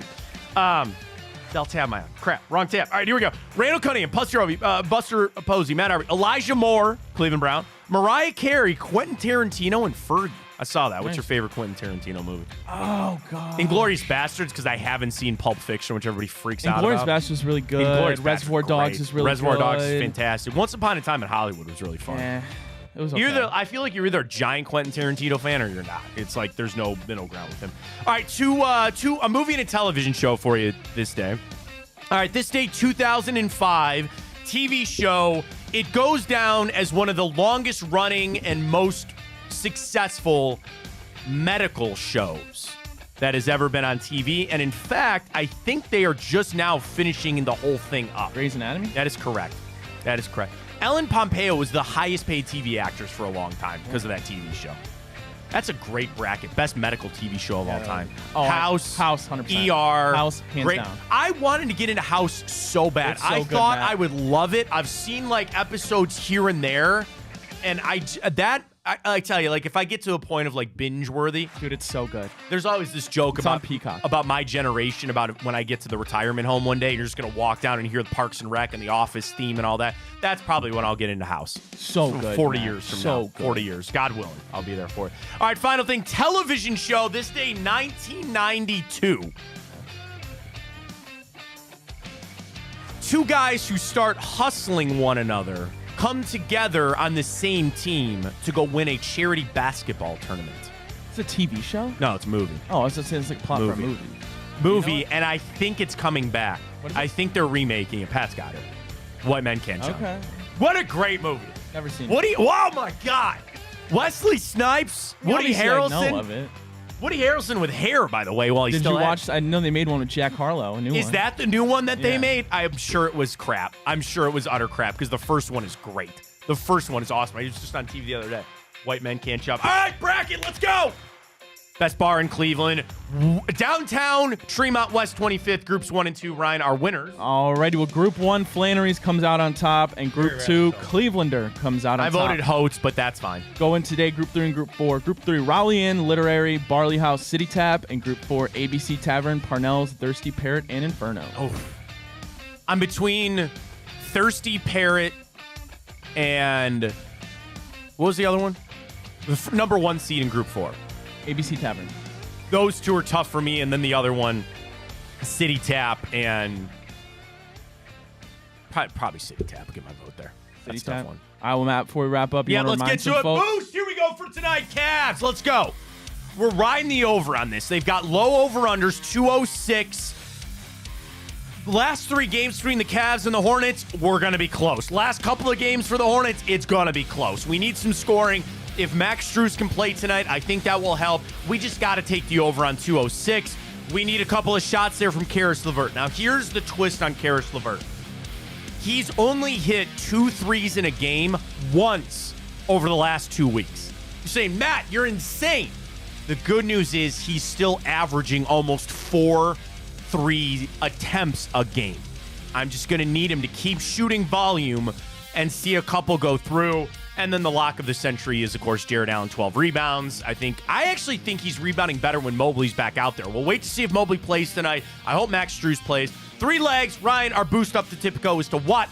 A healthy plus 628. One of our bigger ones. Use that code Fontana100 when you sign up with Tipico. You download it, deposit and bet $25 on whatever sport you want with code Fontana100, and you will get $100 in bonus bets to use for NBA, NCAA basketball, baseball starting up. I can't wait to do our first baseball boost tomorrow with Tipico. It's going to be so much fun. Get signed up today. Terms and conditions apply. Gambling problem, please call 1-800-GAMBLER. Alrighty, Matt, before we wrap up, let's wrap up our question. Let's do it. Alrighty, as a Browns fan, how much do you truly care if they stay in Cleveland or move to Brook Park? Matt, an overwhelming 56.4% don't care. You think some people are lying a little bit. I do. I think it's a big part. Now, again, great conversation with Ben Axelrod. If you missed that, go back on the Twitter, go back on YouTube, and you can replay our interview with him. Great stuff.